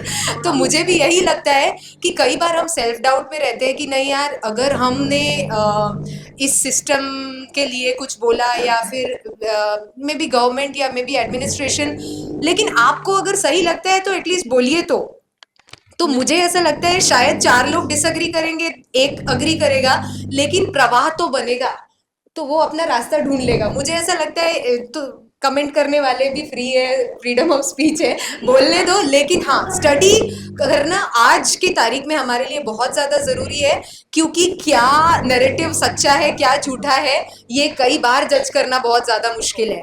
तो हम जनता को, और एक्चुअली ऐसा होता है जब प्रेशर बढ़ता है ना इन सारी चीज़ों का, तो जनता और ज़्यादा अवेयर होती है, खुद से चीज़ें ढूंढने लगती है। तो I think this is very positive sign कि अब सोशल मीडिया पर हर कोई बोल पा रहा है, जहाँ पर न्यूज़ चैनल पर कई बार व्हाट्सएप वाली खबरें आ रही है, या व्हाट्सएप पर जो झूठे नैरेटिव कई बार फैलाए जाते हैं, लोग उसे सच समझ लेते हैं। तो सब अपना अपना तो सच कहे, उससे शायद बदलाव आएगा। मैं बड़ी होपफुल हूँ इसको लेकर। हेल्थ केयर फैसिलिटीज, हम अगर नागपुर ने एक अनुभव किया है, कोविड में बेड्स नहीं मिले, बेसिक रिक्वायरमेंट है ऑक्सीजन, हमारे पास ऑक्सीजन नहीं था, लोग घर में रह के without any bed without oxygen मर गए, कोई एम्बुलेंस में मर गया। मैंने खुद रिपोर्टिंग की थी उस टाइम में, काफ़ी सारा दहशत था, बट वहाँ से भी हमारे गवर्नमेंट ने कुछ सीखा नहीं। हर डिस्ट्रिक्ट में एक डिस्ट्रिक्ट जनरल हॉस्पिटल होना चाहिए। आप लोगों को ताज्जुब होगा कि नागपुर में डिस्ट्रिक्ट जनरल हॉस्पिटल नहीं है। ये हेल्थ इंफ्रास्ट्रक्चर का एक बहुत बड़ा सेटअप होता है। जो रूरल हॉस्पिटल्स होते हैं उससे ये कनेक्टेड होता है। अगर रूरल हॉस्पिटल में किसी को कोई डिसीज डायग्नोसिस हो गया तो उसका ट्रीटमेंट डिस्ट्रिक्ट जनरल हॉस्पिटल में होता है, बट अपने पास नहीं है। हम बात करते हैं, हमारे पास एम्स आया है। आप में से कोई भी एक बार एम्स में कॉल कीजिए, कभी बेड अवेलेबल नहीं होता। गवर्नमेंट मेडिकल कॉलेज जा नहीं सकते, मेयो हॉस्पिटल जा नहीं सकते। गवर्नमेंट का एक स्कीम है urban health infrastructure improvement scheme, इसमें भी एक बहुत अच्छा स्ट्रक्चर है किस तरह से वो डिस्ट्रिक्ट जनरल हॉस्पिटल से लगकर डायग्नोस्टिक सेंटर्स बनाए जाए। अनफॉर्चुनेटली अपने यहाँ 2012 में डिस्ट्रिक्ट जनरल हॉस्पिटल मानकापुर में प्रपोज किया गया, 12 साल से उसका कंस्ट्रक्शन चल ही रहा है, अभी तक ख़त्म ही नहीं हुआ। आज नागपुर में हम विटनेस कर रहे हैं चिकनगुनिया, डेंगू ऐसी चीज़ों का। ऐसे टाइम में पैंडेमिक हो या वायरल इन्फेक्शंस हो, इस टाइम में गवर्नमेंट मशीनरी में एटलीस्ट हमको डायग्नोस्टिक की फैसिलिटीज़ मिले। आज एक टेस्टिंग के लिए प्राइवेट हॉस्पिटल में 20 to 30,000 रुपीज़ लगते हैं। ये हमारा गवर्नमेंट का सबसे बड़ा फेलियर है। गवर्नमेंट ने medical infrastructure, health care facilities at least primary health care पे कॉन्सेंट्रेट करके इस पे देना चाहिए, ना कि ऐसे झूठे बातें करके कि हम 1 लाख करोड़ का डेवलपमेंट किए नागपुर शहर में। ये बोलना उचित नहीं है। हम स्मार्ट तभी होंगे, वर्ल्ड क्लास तभी होंगे अगर हमें अच्छे हेल्थ केयर एंड एजुकेशन के फैसिलिटीज़ मिलेंगे। सेम किस्से अपने एजुकेशन के। आज गवर्नमेंट स्कूल में कौन पढ़ता है? अच्छे अच्छे IAS, IPS ये लोग गवर्नमेंट स्कूल में पढ़े हैं। आज हम एजुकेशन के लिए पूना वगैरह जाते, ये स्थिति है। और हम लोग अपने आप को नागपुर ये स्टेट का सेकंड कैपिटल बोलते हैं एंड विदर्भ का कैपिटल होने की बात करते हैं। कोविड के टाइम पे सारी यंत्रणा एनएमसी की लग गई थी जो प्राइमरी हेल्थ केयर देखती है। जम्बो हॉस्पिटल की बहुत सारी रिपोर्ट्स थी, तो जम्बो हॉस्पिटल बाकी सब डिस्ट्रिक्ट्स में बने, अपने यहाँ पर क्या प्रॉब्लम हो गया था जम्बो हॉस्पिटल का? मानकापुर डिविजनल कॉम्प्लेक्स में वो बनाने वाले थे, हाँ, बट जब पुणे में जम्बो हॉस्पिटल फेलियर हो गया, वहाँ पर मतलब काफ़ी सारे, मतलब एक पेशेंट के बाजू में दूसरा पेशेंट रहता है तो उसके इन्फेक्शन स्प्रेड वगैरह हो रहे थे, तो यहाँ हो नहीं पाया। बट एनीवे And- वार्ड में तो वैसे ही होगा ना, कोई भी हाँ, hospital एंड में। उसमें मेन चीज क्या है, कोई भी फैसिलिटी महाराष्ट्र का ये अनफॉर्चुनेट है, वो मुंबई और पुणे तक ही होता है, तो हर चीज वहीं पे होता है, नागपुर में नहीं होता। वो और भी फिर एक वो फैक्टर था। राधा स्वामी सत्संग वाली जगह पे ऑलमोस्ट चद्दर सब लग गया था, या वो उसका आगे क्यों नहीं हुआ? फिर क्या हो गया था? हाँ, नहीं, चालू ही नहीं हुआ, सब सेटअप था, नहीं गए तो थे, गए थे। उसका अगर आपने सुना होगा, मेरा मेन कंसंट्रेशन वो था कि हेल्थ केयर इंफ्रास्ट्रक्चर कोई भी चीज के लिए रेडी होना चाहिए। अब जो राधा स्वामी सत्संग वाला प्रॉब्लम क्या हुआ था, अपने यहाँ पैंडेमिक स्टार्ट हो गया, पेशेंट्स है बट डायग्नोस्टिक नहीं है, फिर अपन तैयारी करते, वो तैयारी करते करते पैंडेमिक निकल गई थी, वो वहाँ प्रॉब्लम हो गया था। जैसे अपने नागपुर यूनिवर्सिटी में अपन ने एक हॉस्पिटल का तैयारी किया, कई करोड़ों रुपए लगा दिए, क्या हुआ? तब तक पैंडेमिक निकल गया। मतलब अपना पैसा गया और लोगों को और राधा स्वामी वाले का भी यही हुआ था कि पेंडेमिक निकल गया। निकल गया। फर्स्ट वेव में कुछ तो पॉलिटिक्स हुआ था ना उसमें, पर क्योंकि मेरे को याद है फर्स्ट की सेकेंड वेव के आसपास ही वो नहीं, फर्स्ट वेव जब अगस्त में, मुझे आज भी ध्यान है, तब अनफॉर्चुनेटली तुकाराम मुंडे सर को यहाँ से बैड पॉलिटिक्स में निकाल दिया गया एंड राधाकृष्णन सर आए थे। उस टाइम में फर्स्ट वेव में ही वो बन के रेडी होना था, कुछ मई वगैरह में, बट जब बना तब तक फर्स्ट वेव निकल चुका था एंड सेकेंड वेव में वो यूज ही नहीं आया, क्योंकि सेकेंड वेव में बहुत इन्फेक्शंस हो गया था एंड स्प्रेड हो गया था। इसलिए मैं बोल रहा हूँ कि मेडिकल इंफ्रास्ट्रक्चर पहले से ही बन के रेडी होना चाहिए। ये सब जो स्ट्रक्चर्स है, मीन्स रूरल हॉस्पिटल, मतलब हर कॉन्स्टिट्यूएंसी में एक हॉस्पिटल हो, ये कहना गलत नहीं होगा। हाँ, उसका एक डिस्ट्रिक्ट जनरल हॉस्पिटल अगर आप बोलो, हेल्थ इंफ्रास्ट्रक्चर का एक सेटअप होता है, मीन्स हर एरिया में एक डायग्नोस्टिक सेंटर होता है, हाँ। जो ओपीडी फैसिलिटी बोलते हैं उसको। हर 10 सेंटर्स के बाद भी एक इंडोर हॉस्पिटल होना चाहिए। ये अपना हेल्थ इंफ्रास्ट्रक्चर का पॉलिसी है, बट अपने यहाँ वो नहीं है। आपका एनालिसिस क्या है, क्यों नहीं हुआ? प्रायोरिटी नहीं थी, या उससे वोट बैंक नहीं बनता है, या उससे क्या पैसा नहीं था? अच्छा,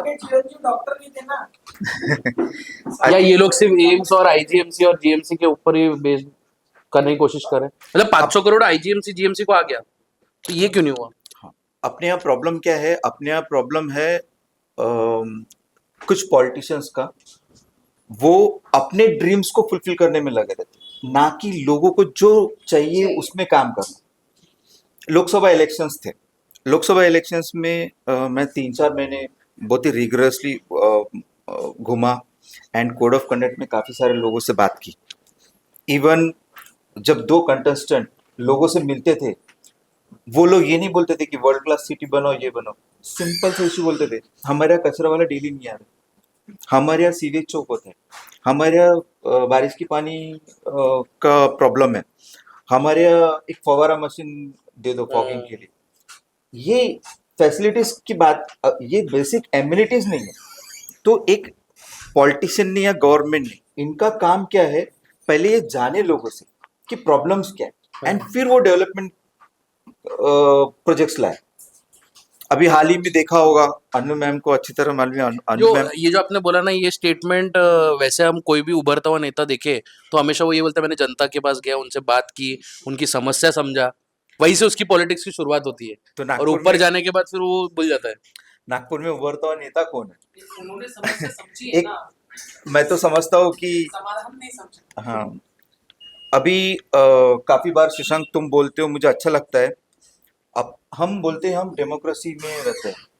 म्युनिसिपल इलेक्शंस 2.5 ईयर्स से म्युनिसिपल इलेक्शंस नहीं हुए। आज करप्शन लेवल इतना बढ़ गया है, नागपुर म्युनिसिपल कॉर्पोरेशन और नागपुर इंप्रूवमेंट ट्रस्ट हो या सिटी सर्वे डिपार्टमेंट हो या पीडब्ल्यू हो गया, वहां अगर पब्लिक रिप्रेजेंटेटिव नहीं रहेगा तो सिस्टम कैसे चलेगा? अच्छा, मेरे को ना पहले स्टार्टिंग में लगता था कि यार पब्लिक रिप्रेजेंटेटिव की क्या जरूरत है, एडमिशन कर सकता है। 1 साल बाद तब रियलाइज हुआ कि यार पब्लिक रिप्रेजेंटेटिव के बिना एनएमसी या एडमिनिस्ट्रेशन काम कर ही नहीं सकती है।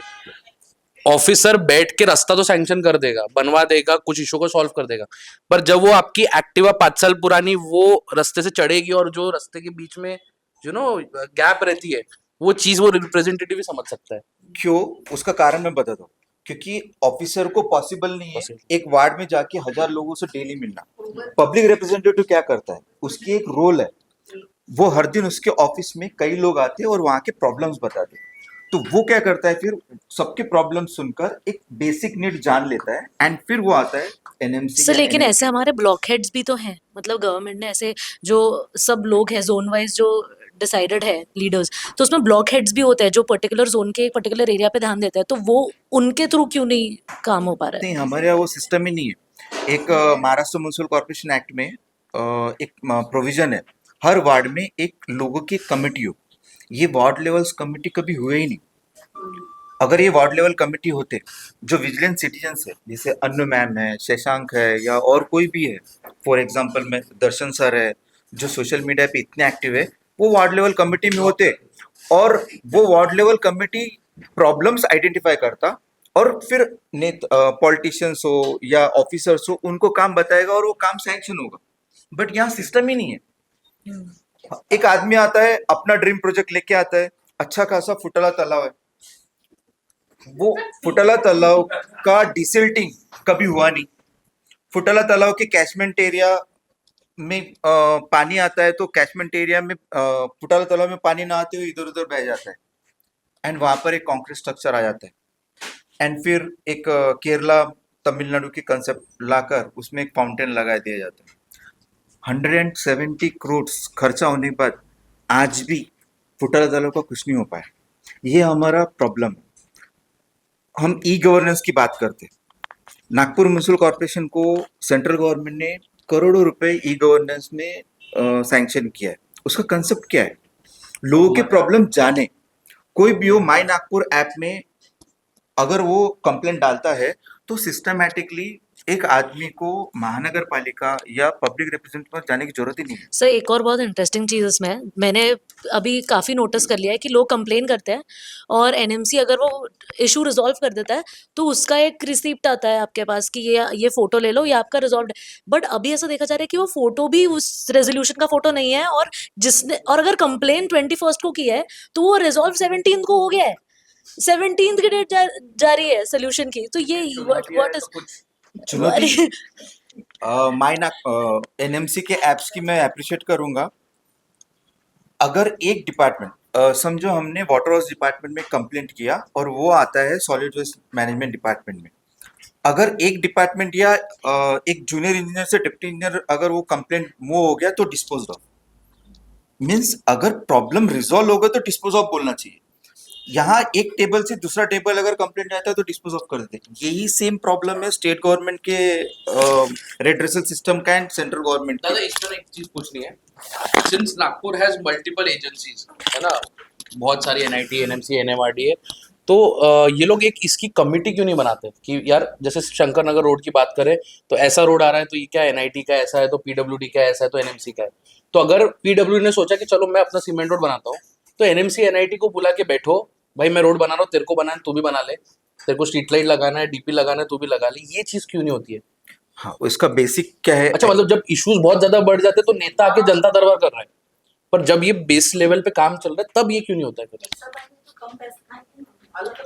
अभी देखो ना, अभी एमएससीबी को 48 करोड़ दिए अंडरग्राउंड वायरिंग करने के लिए साउथ और साउथ वेस्ट में। अब जब रोड बन रहे थे, रिपोर्ट तो पहले से बन की, जब रोड बन रहे तभी कर देते, अब फिर खोदोगे तो ये क्यों नहीं हो रहा है? मतलब सी द पॉइंट क्या हो रहा है ना कि हम जब ये इश्यूज के ऊपर बात करते हैं ना तो जो भी रिस्पेक्टिव पॉलिटिकल पार्टीज है उनके लोग या उनके लाइक माइंडेड लोग ये बोलते हैं कि ये सिर्फ इश्यूज पे बात कर रहे हैं। अब हमें सोल्यूशन की एक बात करनी है। सेकेंडली आपके मेरे हमारे जैसे सामान्य लोगों को ये चीजें सारी समझ में आती है कि फुटाला पे तुमने ये नहीं किया वो नहीं किया, इनको नहीं समझ में आती है कि ये क्या एटीट्यूड, क्या प्रॉब्लम है इनके पास। तो एक्सपर्ट्स है, यंत्रणा है। जैसे मैं फिर से और एक बार मैं दोहराना चाहूंगा कि पब्लिक रिप्रेजेंटेटिव ने अपने ड्रीम्स फुलफिल नहीं करना चाहिए, उसने जानना चाहिए कि लोगों के प्रॉब्लम्स क्या हैं, फिर करना चाहिए। आज तुम जनता दरबार एक दिन कर रहे हो, वो भी 5 साल में एक बार, जरूरत ही नहीं पड़ना चाहिए। काफी सारे, जैसे मैंने बोला दर्शन सर है, काफी सारे लोग सोशल मीडिया पे एक्टिव है। सोशल मीडिया को ही तुम रेड्रेसल सिस्टम बना दो। एंड दोनों नेता का वन वे कम्युनिकेशन है सोशल मीडिया पे, तो और नहीं है। जैसे ट्विटर पे अगर कोई अपना प्रॉब्लम बताया, मुझे याद है सर को मालूम होगा, एक साउथ वेस्ट कॉन्स्टिट्यूंसी का ही एक पर्सन है, वो हरदम मेरे घर के सामने वाटर लॉगिंग। मैं पिछले 3 साल से देख रहा हूँ कंटिन्यूस वो अपना ही फोटो डालती। अनफॉर्चुनेटली उन्होंने एक बार डाला था कि मेरी लड़की की शादी है, अब ये कौन रिजॉल्व करे। ऐसे चीजों को अपन रेड्रेसल सिस्टम क्यों नहीं बनाया जा सकता? एंड दे एक्सपेक्ट कि तुम ऑफिस आके लेटर दो। यस, ऑफिस आके लेटर दो, जबकि पब्लिक इशू है, पर्सनल होता तो एक बार का चलो। उसमें भी अपने आप ही IAS ऑफिसर्स का एक न्यू सिस्टम बना है। मुझे याद है जब हॉनरेबल तुकाराम मुंडे सर नागपुर में थे, मतलब सिर्फ सिटीजन्स को ही मिलते थे, वो नेता लोगों को नहीं मिलते। आज ऐसा सिस्टम आ गया है, IAS ऑफिसर डिसाइड करते हैं हफ्ते में 2 दिन आओ और ये पर्टिकुलर टाइम पीरियड में हो। अरे आप लोगों के लिए बैठे हो, लोगों का काम करो। नागपुर म्यूनिसिपल कॉर्पोरेशन, नागपुर इम्प्रूवमेंटर्स, ये लोगों से रिलेटेड इश्यू है। एक आदमी पार्टी से, पूनापुर से, चीज भवन से, उसको एनएमसी तक आने की जरूरत क्या? तुम सोशल मीडिया पे जो डालते हैं उसको तुम ऐसे कंप्लेंट करके लो, उसको रिजॉल्व करो। कभी कभी ऐसा लगता है अगर हम लोग डिजिटल वाला इतना एडवांटेज लेते हैं तो कई इतनी जो है ये हमारा काम नहीं है, ये एनआईटी का है, ये मेट्रो का है, ये एनएचआई का है, तो ऐसी एक कॉन्फ्रेंस कॉल बुलाओ ऐसे इशू पर और आपस में सॉल्व करो, तो आपको अभी दिमाग का झंझट कम होगा और चीज़ें सॉल्व होगी और शांति मिलेगी सबको एक मुद्दे पर। तो मुझे ऐसा लगता है कि ऐसा होना चाहिए, कॉम्प्लिकेशंस कम कर। If someone follows the railway on Twitter, ये जो हम बोल रहे हैं सोशल मीडिया पे there is a mechanism, आप कुछ नहीं, उनका मेन जो पोर्टल है रेलवे सेवा, आप उस पे कुछ भी डालो, नागपुर का प्रॉब्लम हो, रायपुर का हो, कलकत्ता का, सिस्टम इतना वेल डिजाइंड है, it will go to the DRM, वो खुद टैग करता है, वो खुद टैग करेगा डीआरएम टैग करेगा उसको रिस्पेक्टिव स्टेशन को, अगर वो टीटी रिलेटेड प्रॉब्लम है it will go to the TT, CRPF का या आरपीएफ का प्रॉब्लम है उनको जाएगा, दे हैव टू एक्ट। मैंने अगर कंप्लेंट किया तो it is time and stamp, ये मैंने 2 बजे किया, आपने पूरी फॉरवर्ड की and there is a system, they have to close a complaint, या तो वो फोटो खींच के डाले या अपना रिव्यू डाले, मेरा वो रुकेंगे। अगर मैंने ट्रेन में बोला कि कोई मस्ती कर रहा है, रात को 10 बजे सोने नहीं दे रहा, आरपीएफ आएगा और he will stand till the time I don't say okay thank you the problem has been resolved. और ये आज नहीं, इट वाज सुरेश प्रभु है। तो अगर 10 साल 8 साल पहले वो इतना वेल मैनेज सिस्टम, आपके IAS officer IPS officer are all educated, सबके ट्विटर हैंडल है, नहीं है डिजिटल इंडिया है, मोदी जी बोले उनको लाओ सिखाओ। मैंने कंप्लेंट कर दिया, it is date time stamp, याद करना है, मैंने फोटो डाल दिया, अगर उसके ऊपर एफआईआर नहीं हुई the person has to be held responsible, कि अगर मैंने 9 बजे डाला था 10 बजे वहां पे जाके अपने काम के लिए रोका, whether it is the police station the NMC officer whosoever, मेरे को नहीं मालूम किसके पास जाना, मैंने अगर अपना एनएमसी बेसिक को, कर्तव्य कर दिया, तुम देखो। अब आप बोलोगे नहीं आपने तो शशांक को बताना था, वो हमारा सोशल मीडिया संभाल रहा है, no point, I have reported and आप देखो ना किसको फॉरवर्ड करना है, it can be done, it is very easy, it is cost effective. Is there a problem of employees कम है? एम्प्लॉइज कम है, ये बहुत बड़ा बहुत बड़ा है। एक ऑफिसर बहुत सारी चीजों के लिए ओवरबर्डन है।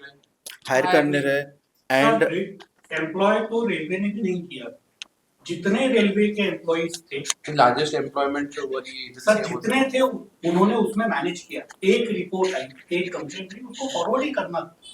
नहीं बट शायद DRM को गया ना, इनके बहुत मल्टीपल टास्क है ना। हाँ, एनएमसी के बहुत सारे डिपार्टमेंट। और अगर आप ऑफिस में आधा घंटा लेट आते 1 घंटा पहले जा सकते हो और आप बोलो हमारे पास काम बहुत है, एक एनएमसी का जूनियर इंजीनियर अपने घर से रास्ते से ऑफिस तक आता है, उसको क्या रास्ते की प्रॉब्लम नहीं दिखती, उसको पॉटहोल नहीं ये मैं दिखते? बहुत बार बोल चुका हूँ। मैं तो आप तो जूनियर इंजीनियर के मतलब तो झाड़ू मार रहा है जो, अरे उसको सिंपल है, कितने हमारे इश्यूज दिख रहे लक्ष्मी होंगे? नगर में बीजेपी वालों का व्हाट्सएप ग्रुप है, मेरे को क्यों बताना पड़ता है कि मेरे घर के सामने या किसी के घर के सामने कचरा पड़ा है, झाड़ू लगा है, जिसने झाड़ू मारा वो बोले मैं हमेशा मेरे बोलता हूँ ना गाड़ी कि का देखो एनएमसी के वार्ड लेवल पे, जोन लेवल पे ऑफिसर्स है, पॉलिटिकल पार्टी के वार्ड लेवल पे अध्यक्ष है, हम्म। बीजेपी हो कांग्रेस हो, फिर जो नेता चुन के आया है उसके अपने प्लांटू है जो अध्यक्ष Why लेवल should पे रहता है। I और मैडम कंप्लेंट किया यहाँ कचरा है, जो झाड़ू मारने वाला है वो ऊपर पता है, गाड़ी आके उसको उठाए, 2 दिन 3 दिन का टाइम तो नहीं उठा, तो आप जो कलेक्टिंग एजेंसी है आप उसको पेनलाइज कर दो भी आपने 3 दिन का कचरा। इस पे जब मैंने पूछा ना कि ये एजेंसी अंडर परफॉर्म कर रही है वो एजेंसी, तो उनका क्या बोलना है कि अगर हम नई एजेंसी बुला भी लेते हैं, जो शायद अभी अगले 1-2 महीने में हो सकता है, नई एजेंसी आ भी गई तो एम्प्लॉइज तो वही रहेंगे।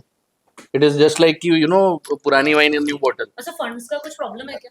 फंड्स का कोई प्रॉब्लम नहीं है। हाँ, मतलब हमारे यहाँ गवर्नेंस इशू के बारे में बोला था, इसके बारे में मुझे पूछना है, ये जो हुआ नहीं 12 साल से, या वो जो यूनिट्स शुरू नहीं होना चाहते, ये स्पॉन्सर लोग नाराज हो जाएंगे, इसकी वजह से तो नहीं हो रहा है? ऑब्वियसली करप्शन, बड़े बड़े डॉक्टर्स जो है इंस्टीट्यूशन, इसकी वजह से ये गवर्नमेंट फैसिलिटी वी आर क्या वो हेल्थ केयर सेंटर है ना पर सेंट्रल इंडिया के। सर कैसे है ना, अभी मैं खुद हेल्थ केयर सेक्टर से हूँ, I am dentist. So sir मैं अभी हेल्थ केयर सेक्टर में सोशल में जब काम कर रहा हूँ, तो मैंने एक प्रॉब्लम देखा एम्स का।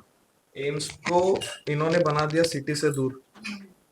मैंने 2 से 3 बार बोलने की कोशिश की जो बड़े बड़े नेताजी है नागपुर में, कि सर आप तीर्थ क्षेत्र की जाने के लिए आप फ्री ऑफ बसेस देते हो ज्येष्ठ नागरिकों को, तो एम्स में सुबह के 3 टाइम मोर भवन से आप दे दो या छत्रपति स्क्वायर से दे दो, जाने के लिए 3 टाइम बसेस और आने के 3 बसेस, मीन जो बसेस जाएगी वही पेशेंट लेके आएगी, ये फ्री ऑफ कॉस्ट कर दीजिए ताकि लोगों को जाने में दिक्कत ना हो। पहले तो ये एम्स की ब्रांडिंग ही नहीं होने दी अरे वो उन्होंने बता स्टार्टिंग में। ना, वो नहीं नहीं सर, वो तो आउटर रिंग रोड सर, जो आप जो बोल रहे हो ना एनर्जी पे चलने वाली है, वो तो आउटर रिंग रोड पे हो गई। मैं एम्स के रिलेटेड बात कर रहा हूँ। हाँ नहीं, वो ड्रीम प्रोजेक्ट है मैम, बड़े नेताओं का, जनरल लोगों के लिए नहीं, ऐसे उसकी ही काम टिकट भी करता है ज्यादा। Dream project. और सर ये तो गया एम्स के रिलेटेड। सपना दूसरा देखो एम्स और का पूरा प्रॉब्लम है, इन्होंने वहां पे जाने आने की सुविधा रखी नहीं।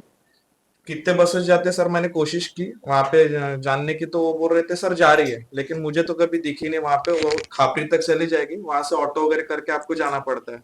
दूसरा प्रॉब्लम है इसका, मैं अभी 1 महीने पहले एक पेशेंट लेके गया, सीरियस पेशेंट था, बेड नहीं मिल रहे थे। फिर जो एम्स के प्रेसिडेंट साहब उनको बोल के कि सर थोड़ा तो भी, 18 साल की बच्ची थी, पॉइजन का केस था, उसको सांप काटने का वगैरह उनको कंप्लेंट था।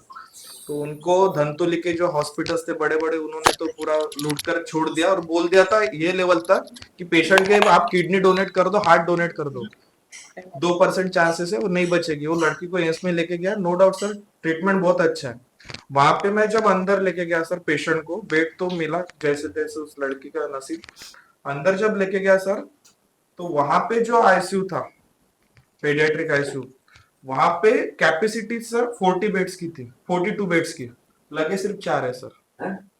मैंने खुद अब मेरे आंखों से देखा फैक्ट है ये। और सर दूसरा विषय, अब एम्स के विषय चलाते, वहां पे 4 बेड्स थे सर। सच में सर हंसी आ रही थी, हंसी छोड़ो गुस्सा आ रहा था वो टाइम पे। तो बेचारे पेशेंट मर रहे वहां पे और इनको बेड लगा नहीं है। मैंने फिर पता किया तो बोले हमारे यहाँ पे स्टाफ भी उन्होंने ज्वाइन नहीं किया, रिक्रूटमेंट ही नहीं निकाल रहे सर। ये एम्स का हो गया था। एम्स के बाद दूसरा विषय सुपर स्पेशलिटी, अगर ऑप्शन बचते अपने पास एम्स के बाद क्या, तो सुपर स्पेशलिटी में। सुपर स्पेशलिटी में जब सर मैं एक पेशेंट को, छोटा बच्चा था, उसको लेके गए थे रीनल किडनी के प्रॉब्लम के रिलेटेड, तो उस बच्चे को बताया गया कि आपको किडनी ट्रांसप्लांट करनी पड़ती है। वहां के डीन ने जो टाइप से, सर फिर हम डीन के पास गए, सर यहाँ पे किडनी का ये नहीं है, ऑपरेशन ये हो नहीं रहा है, तो ट्रांसप्लांट सर बंद है सुपर स्पेशलिटी में। एक ही गरीबों का सहारा है अपना सुपर स्पेशलिटी, क्योंकि मेडिकल में हो गई नहीं सुपर स्पेशलिटी। तो सुनिए ना सर, वहां पे 4 साल से बोल रहे कि न्यूरोलॉजिस्ट, नेफ्रोलॉजिस्ट अवेलेबल नहीं है। किडनी के ट्रांसप्लांट गरीब का तो छोड़ दीजिए सर, कहाँ जाएगा गरीब ट्रांसप्लांट करने। आप जो बोल रहे हो ना, सुपर स्पेशलिटी का है, एम्स का तो हो गया, सुपर स्पेशलिटी का प्रॉब्लम है जो अभी भी यहाँ पे किडनी ट्रांसप्लांट नहीं हो रहे सर। मैं आपको इसका ओवरऑल प्रॉब्लम बताता हूँ। मैं जो बोल रहा हूँ ना, अनप्लान डेवलपमेंट, नागपुर ये अनप्लान डेवलपमेंट से बहुत प्रॉब्लम में है। अपने यहाँ नागपुर जो सिटी बस सर्विस है, इसका बस स्टैंड नहीं है। अभी हाल ही में अगर किसी ने देखा होगा, छोटे छोटे बच्चे वगैरह कीचड़ में से जा रहे हैं, बस में चढ़ने के लिए जगह नहीं है। एट द सेम टाइम हम 11,000 करोड़ मेट्रो फेज 1 में खर्चा कर चुके। 13,000 करोड़ का अपना नागपुर मेट्रो का फेज 2 आ रहा है।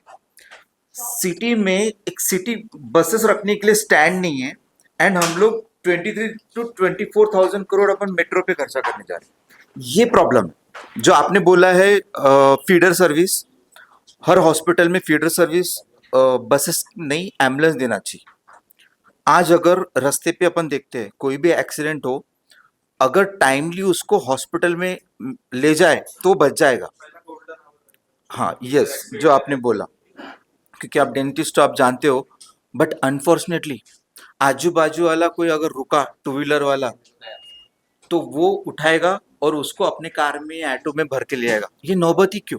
अगर हम बोल रहे हैं 1 लाख करोड़ जो डेवलपमेंट जो शशांक गट्टेवार के बैंक अकाउंट में आया है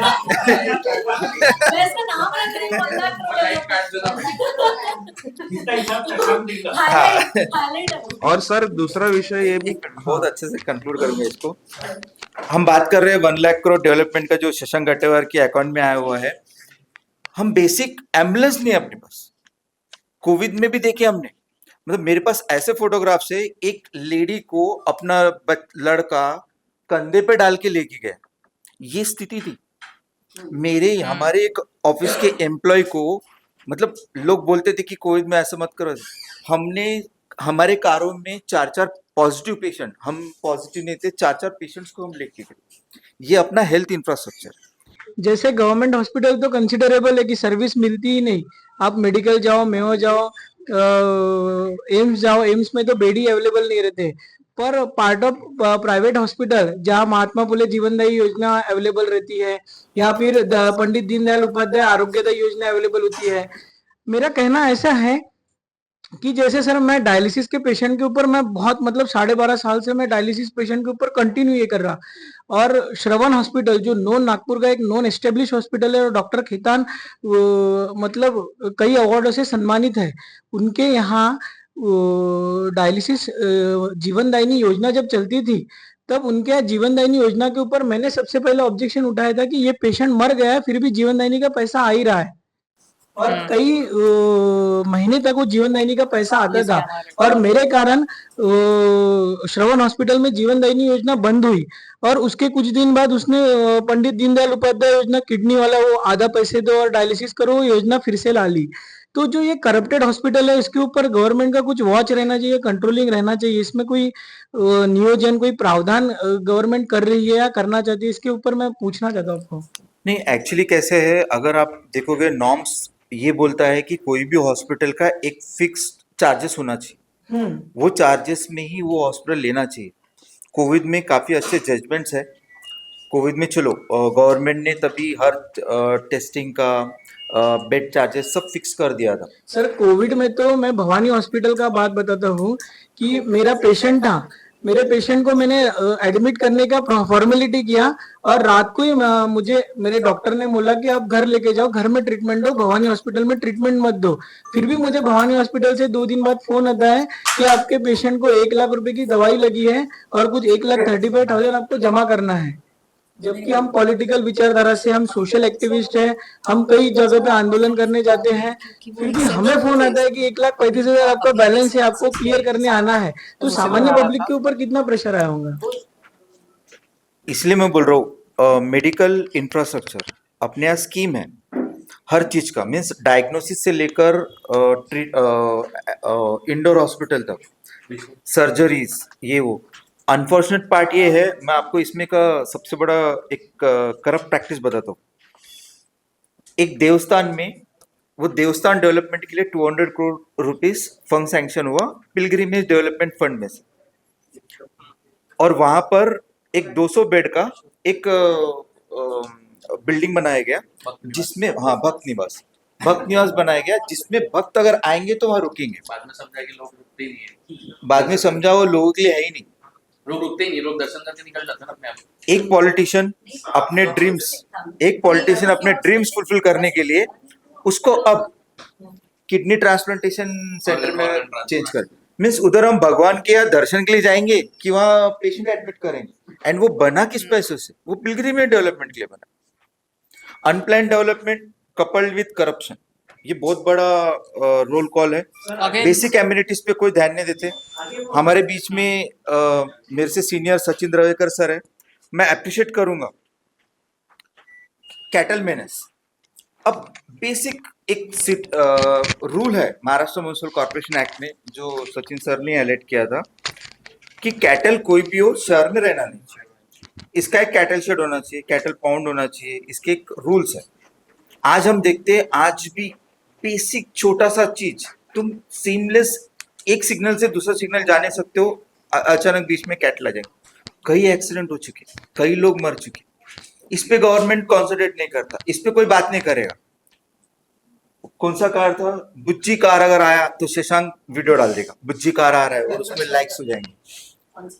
ये इश्यू पे कोई ध्यान नहीं देता, हेल्थ केयर फैसिलिटी पे कोई ध्यान नहीं देता। ये चीजें है, इसके लिए एक सिस्टम है। फिर एक सिविक सिस्टम होना चाहिए, वार्ड वाइज कमिटीज होना चाहिए, जिसमें एक एक्टिव लोग होना चाहिए, फॉर्मर जर्नलिस्ट होना चाहिए, फॉर्मर डॉक्टर्स होना चाहिए, यंग लोग होना चाहिए। पूरा महाराष्ट्र में नहीं, कहीं पे मतलब नागपुर में तो है नहीं, महाराष्ट्र में पता नहीं, कुछ सिटीज में बहुत अच्छा सिस्टम है, कमेटी वाला नहीं है ना कुछ नहीं। बट जैसे कुछ कुछ स्पेसिफिक के लिए वहां भी नहीं हो रहा, जैसे ट्री कमेटी के लिए कॉमन सिटीजन होने थे, वो भी नहीं चल रहा है। तो इसके ट्री लिए कमेटी पे अंडर मैम सबसे अच्छा बताएंगे। कोई भी एक बॉडी है, एक ट्री अथॉरिटी में एक एक्टिविस्ट को लेना जरूरी है। उस गवर्नमेंट ने एक प्रोविजन बनाया, वो क्यों प्रोविजन बनाया? क्योंकि वो एक्टिविस्ट को ट्री के लिए प्यार रहेगा, वो एनवायरमेंट कंजर्वेशन करना चाहते, बट वहां पर भी पॉलिटिकल अपॉइंटमेंट हो जाता है, एक्टिविस्ट बाजू में रह गया जो काम कर रहा हूँ वो वहां रह जाता है। नागपुर इम्प्रूवमेंट ट्रस्ट में 3 ट्रस्टीज के पोस्ट ये सोशल एक्टिविस्ट के थ्रू कर सकते हैं। कोई करेगा? कोई नहीं करेगा। पॉलिटिकल कोटा में से अपॉइंट हो जाता है। अगर मतलब एक मैकेनिज्म ऑलरेडी है, बट करप्शन के कारण ये हो नहीं पाता। लेकिन आयुष्मान भारत में सर सबसे पहले जो एमपी के आईएमए एसोसिएशन थी, इंडियन मेडिकल एसोसिएशन, उन्होंने वहां पे स्ट्रिक्टली एक वीडियो रिलीज कर दिया था कि हम हमारे हॉस्पिटल्स में आयुष्मान भारत के अगर रिलेटेड पेशेंट आ रहे स्कीम के लिए तो हम नहीं करेंगे क्योंकि उसका रियम्बर्समेंट नहीं हो रहा। सर सेम प्रॉब्लम एम्स में हुआ था सर, जब पेशेंट लेके गए थे वहां पे और जब उनका आयुष्मान भारत का कार्ड दिखा था, एम्स सेंट्रल गवर्नमेंट का प्रोजेक्ट है सर, और वहां पे भी सेंट्रल गवर्नमेंट का अगर कार्ड अप्रूव नहीं हो रहा तो फिर क्या करे सर? अच्छा, एक ना इंटरेस्टिंगली मैं सबको पैनलिस्ट को पूछना चाहूंगा कि there are several issues basic level और बड़े वगैरह। क्या आप लोगों को लगता है कि ये कॉर्पोरेटर्स ना होने के कारण ये बहुत ज्यादा चीजें एस्केलेट हो गई है? बिकॉज अब जो हमारे नेता है हमारे शहर के वो इतने बड़े हैं कि वो आते हैं तो सैटरडे संडे आएंगे, ठीक है, अब वो ठीक है वो बिजी होंगे जो भी होंगे, सैटरडे संडे आते हैं और वो उनको इतने छोटे इश्यूज बताने जाए तो वो बोलते हैं कि सेक्रेटरी के पास जाओ। हाँ, बट जनता का पाव वो एंटी इनकम्बेंसी या नेगेटिव ऑफ बीजेपी जो बोला जा रहा है, क्या ये कॉर्पोरेटर्स नहीं होने के कारण ये सारी चीजें बहुत ज्यादा बड़ी हो गई है? बट डेमोक्रेसी में जनता को ताकत दिया है। वो ताकत के कारण अगर आप देख रहे हो अभी नागपुर शहर में एक पर्टिकुलर पार्टी एक पर्टिकुलर लीडर को साहिब करके पोस्टर लगाते थे। वो जनता की ताकत, अब असेंबली इलेक्शंस आ गए तो साहेब अभी भाव बन गए। ये प्रॉब्लम तो जनता ने लाड़का वो, हाँ, ये जनता ने अपनी ताकत दिखाना चाहिए। फॉर्चुनेटली असेंबली इलेक्शन से अभी हाल ही में 1 नेशन 1 इलेक्शन वाला कंसेप्ट आया है। हमने देखा है सेंट्रल गवर्नमेंट के स्कीम्स कभी इम्प्लीमेंट नहीं होते नहीं है, पर हमारा ही डिले कर दिया। बट शशांक के मैटर को आगे बढ़ाते मैं बोलूंगा असेंबली इलेक्शन के साथ में म्युनिसिपल इलेक्शन भी ले लेना चाहिए। अगर पब्लिक रिप्रेजेंटेटिव रहेगा ही नहीं तो काम कैसा होगा? आज एक छोटा सा रेगुलेशन लेटर गुंटेवरी एक्ट आके 2001 में गुंटेवरी एक्ट आया। आज भी एक प्लॉट रेगुलाइज करने के लिए एनआईटी में अगर कोई गया तो आप किसी को भी पूछिएगा, विदाउट वो ब्राइब दिए उसका काम होगा क्या? नहीं होगा। फिक्स रेट ये प्रॉब्लम है पब्लिक रिप्रेजेंटेटिव नहीं रहने का। तो असेंबली इलेक्शन साथ में म्युनिसिपल इलेक्शन कर लो, खत्म हो जाएगा इश्यू। इसका प्रेशर बनाने के लिए जनता क्या करे कि जल्दी से जल्दी म्युनिसिपल इलेक्शन भी हो? मैंने आपको बोला कि जनता की ताकत है। इलेक्शन हम तो वीडियोस ही बना सकते हैं। एक वोट अगर वो प्रॉपरली दिया तो सब कुछ बराबर होगा। एक वोट में वो ताकत है, इसलिए साहिब से लोग भाव बन गए। तो जनता ने वहां अपना दिखाना चाहिए। एक अच्छे पॉलिटिशियन जो एजुकेटेड है, जिसको नॉलेज है, जिसको रियली लोगों के लिए परवाह है, ऐसे लोगों को चुना के लाएंगे तो ये प्रॉब्लम्स ऑटोमेटिक सॉल्व हो जाएंगे। हमको और आपको बैठ के पैनल डिस्कशन की जरूरत न पड़े। कि जितने फाइल्स कॉर्पोरेटर्स के हैं या उनके चले चपाटों के हैं, वो आज भी उनके पूरे फंड रिलीज हो रहे हैं, वो अपने खुद के काम करवा रहे हैं। सिर्फ जनता की बात आती है तभी बहाना दिया जाता है कि हम पावर में नहीं है। It's just an excuse. दूसरा, मैं अभी हेल्थ केयर की आप लोग इतनी बात कर रहे थे, लाड़की बहन योजना अभी लॉन्च हुई, उसका पैसा फटाफट अकाउंट में आ रहा है इलेक्शंस के देखते हुए, लेकिन जितनी स्कीम्स इतने सालों से है उसका पैसा आते आते वो आदमी मर जाता है, पेशेंट मर जाता है, लेकिन वो पैसा नहीं आता है। He is running pillar to post. So if this is the paribhasha of vikas, then I don't know where we are heading, unfortunately. बस freebies देते रहेंगे। तीसरी चीज आप लोग ने कचरे की बात की, तो सबसे बड़ी बात है कि हमारा जो कॉन्ट्रैक्ट बार होता है उस पे हमारे नेताओं की कुछ स्टेक्स है, इसीलिए शायद अभी तक के रिसाइकलिंग हमारे यहाँ पे यूनिट्स अभी तक हुए नहीं है। वो कॉन्ट्रैक्ट लोग नहीं बदलते हैं, जेसीबी नहीं बदलते हैं, बस नाम बदलते जाता है। एंड बद से बदतर हो रहे हैं, आपको डसकते जाना है। कचरा घर से और गलियों से उठेगा तो रिसाइकल होगा? नहीं, कचरा गलियों से घर से तब उठेगा जब आप एक तो 1 यूजर चार्ज जो है वो ये हमारे नेता लोग ही लगने नहीं देते जनता पे। हाँ, क्योंकि वो हमें आलसी और हमें बहुत ये बना रहे हैं, मतलब इतने स्ट्रिक्ट रूल जनता पे लागू होने ही नहीं दे रहे ताकि वो दिखावा कर। नहीं कर रहे हो आप, यूजर चार्ज सिर्फ 60 रुपए का है पर हाउस होल्ड, वो लगना चाहिए था। स्वच्छ भारत मिशन आके आज ऑलमोस्ट 2 टर्म्स इनके हो रहे हैं, ये वो स्वच्छ भारत मिशन के लिए हम सिर्फ पेपर पे बहुत अच्छा देखते हैं। 300 कोटी के ऊपर पैसा आ चुका है और स्वच्छता दौड़ लेते हैं। यस, लेकिन हम सिर्फ दौड़ रहे रास्ते पे और पेपर पे। सॉलिड वेस्ट मैनेजमेंट ये इतना बड़ा चीज है कि डे टू डे हर घर से ताल्लुक है। नागपुर सिटी 222 स्क्वायर किलोमीटर में स्प्रेड हुआ सिटी है जी। सॉलिड वेस्ट मैनेजमेंट का हेड कौन होना चाहिए? आपको मालूम है कौन है? एक veterinary doctor solid waste management का हेड है अपने यहाँ नागपुर से।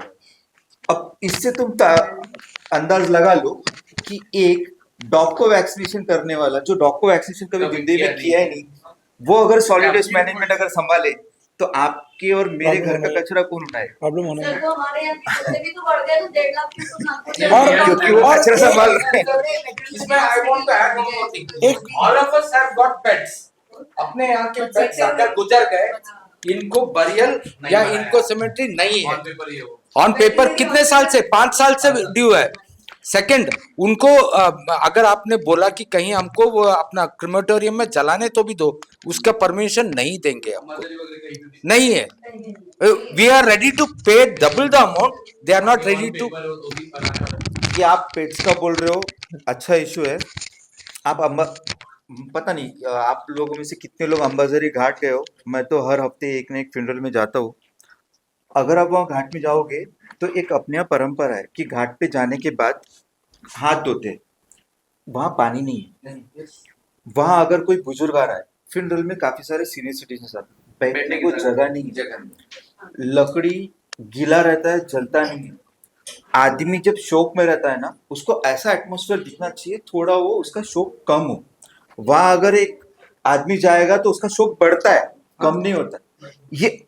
और उसमें शशांक बोलते हैं कि 1 लाख करोड़ डेवलपमेंट वर्क्स हुआ, तो मुझे बहुत हैरान होता है कि फिर किसके लिए हुआ, कहाँ हुआ, मुझे तो नहीं दिखा। Sir, see now the person who has been given a contract, he was given a contract for dry firewood, okay, plus what is that? Gattu, okay, and gobri, ठीक है, this all the three, the supply has been done. And इसमें there is a very big politician who is now a MLC, वो अपने नौकर के through करवा रहा है। द नौकर को कॉन्ट्रैक्ट मिला हुआ है, okay, I can't name him, okay, वो उसको कॉन्ट्रैक्ट मिला हुआ है। And the personal who is standing there, शाम के टाइम में दारू, वो भी देसी दारू मार के आता है। मैनी अ टाइम क्या होता है, घर का पूरा ये सब खत्म करके आप वहां लेके जाते हैं शाम के टाइम में जलाने के लिए। सूर्यास्त के बाद में नहीं जला सकते, सूर्यास्त के पहले आप लेके जा रहे हैं। They are drunk, they misbehave with people. पहले अपने यहाँ पर लेडीज नहीं जाती थी, लेकिन आजकल some Buddhist community and others, the ladies also go there, they misbehave with them. उनके सामने गाली गलौज चल रहा है, ए वर्क करना बे, ते लाकड़ टाकना रे। आई एम जस्ट सेइंग बे, there are other abusive words. They come on their own to put the firework. You are not allowed to put a. मैं तो बोलता हूँ रियलिटी चेक के लिए 3:40 मैंने टाइम बता दिया। आप में से कोई अगर वॉलंटियर कर रहा हो, जाओ हमारे रिश्तेदार के आसपास और पता कर लो। और एक वो पैसे मांगेगा, 100% मांगेगा। अगर अस्थि के एशेस से is making money, system is corrupt on the ground level. जो शशांक भैया ने मेरे को एक बार रिसेंटली, हम एक और जगह कहीं कॉमन फ्रंट पे, पता नहीं आजकल हम ऐसे इंस्टेंसेस पे साथ में कैसे लैंड कर रहे हैं, पर उन्होंने बोला ही था मेरे को लास्ट टाइम शशांक मैंने कि the ground level also is a major problem. Same issue है and our reluctance to this is a problem. Same issue है। अगर कोई सीनियर सिटीजन डेथ होता है, उसका लड़का अगर फॉरेन में वो आना चाहता है, तो 2 दिन बॉडी कहाँ रखे? हम बड़े बड़े बातें करते हैं, हम एम्स की बातें करते हैं, है कोई फैसिलिटी, है कोई गवर्नमेंट हॉस्पिटल या कोई फैसिलिटी रखे हम? नहीं। ये बेसिक नीड है। इसके लिए क्या होना, फिर पब्लिक रिप्रेजेंटेटिव ने लोगों से जानना चाहिए। हमारे यहाँ अनफॉर्चुनेटली ऐसा है कि यहाँ से अगर मिनिस्टर बने तो 5 साल मुंबई में रहते, नागपुर में जैसे शशांक ने बोला है सैटरडे संडे वीकेंड में आते। पब्लिक से तुम उनका इंटरेक्शन होना चाहिए। पब्लिक के जो सोशल मीडिया या कहीं पे भी वो पोस्ट करता है, ये सब प्रॉब्लम जानकर फिर development works propose, national comparison भी कर लेते हैं। अभी भी ये सैटरडे संडे आ रहे बड़े नेता, ठीक है, तभी भी 5 साल तो सीएम थे, तो तब ऐसी इश्यूज थे क्या? सेम तब उतना ज्यादा नहीं हुआ, बट क्या है सैटरडे संडे वाला? Just take my question. Yes, yes. 1 lakh कोटी का डेवलपमेंट की बात हो रही है, तो मैं पूछना चाहूंगी, फर्स्ट हम नॉन अचीवमेंट सिटीज में हैं। नॉन अचीवमेंट सिटी मतलब जिसका एयर पोल्यूशन लेवल लगातार 5 साल तक के बुरा है, उसके ऊपर वो 1 लाख कोटी में से कितना खर्चा हुआ है on ground, not on paper. दूसरी चीज, आपने तो एजुकेशन और हेल्थ फैसिलिटी बोली दी है, हमारे मेडिकल फैसिलिटीज जैसे हम जीएमसी और आईजीएमसी की अगर बात करें तो वहाँ पे भी बहुत सारा फंड मिला है फॉर हेल्थ फैसिलिटीज, बट आज भी आप वहाँ जाए तो स्ट्रेचर्स जिस हालत में है, एम्बुलेंस जिस हालत में है, पेशेंट्स को जिस तरीके से ट्रीट किया जाता है, और प्रेमाइसेस का अगर हम बात करें तो ये सारी चीजें, टॉयलेट्स अगर हम बात करें तो ये सब जो है 1 लाख कोटी। दूसरा हमारा पानी, ग्राउंड वाटर, आज भी हम देखें नॉर्थ नागपुर में अगर जाए तो 24/7 वाटर, इसका जो क्लेम ठोका जा रहा है कि वी हैव टिल 2070, तो आज भी टैंकर्स और बाल्टियां वहां दिखती है।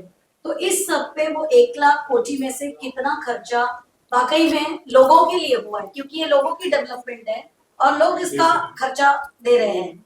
मैम, आपने नॉन अटेनमेंट सिटीज के बारे में बोला है। सेंट्रल गवर्नमेंट ने एक नेशनल एयर कंट्रोल प्रोग्राम दिया है, इसमें फंड्स भी दिए। अब वो फंड्स का यूटिलाइज कैसे करेंगे? नागपुर म्युनिसिपल कॉर्पोरेशन ने रोड स्वीपिंग मशीन लाई। ये नेशनल एयर कंट्रोल प्रोग्राम होता है क्या? Road sweeping machine solid waste management का पार्ट है। Again I will come back to the same issue, अगर सॉलिड वेस्ट मैनेजमेंट अगर एक वेटनरी डॉक्टर संभाल रहा है तो यही सिचुएशन होगा।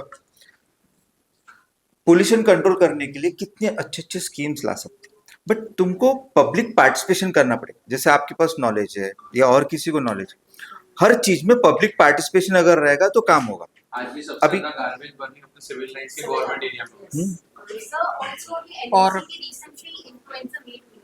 और जिससे वत्सल ने टॉपिक उठाया कि कैफेज और रेस्टोरेंट्स में जो कचरा निकलता है उसके लिए वहाँ पे मैम ने स्पेसिफिकली मेंशन किया था कि हम लोग एवरीडे स्पेसिफिक व्हीकल्स हम लोग ने बनाए हैं। टोटल आई थिंक हम लोग 42 व्हीकल्स सिर्फ गार्बेज के लिए कलेक्शन के लिए बनाई थी, जिसमें से काफी सारे व्हीकल्स पर्टिकुलरली कैफेज रेस्टोरेंट में जाती है, वो लोग वहाँ से पिक करती है। I just wanted to ask, क्या वो जाती है? एक्चुअली उन्होंने बोला है कि वो लोग लेकर आएंगे। और जो बड़े बड़े होटल से लेकर एडिशन प्राइस होते हैं उनकी वही कंपोस्टिंग ऐसा बोला है। अब वही बात है कि इतना इम्प्लीमेंट होता है, इतना नहीं होता है, अभी अब तक कंफर्मेशन नहीं है। कुछ भी नहीं होता।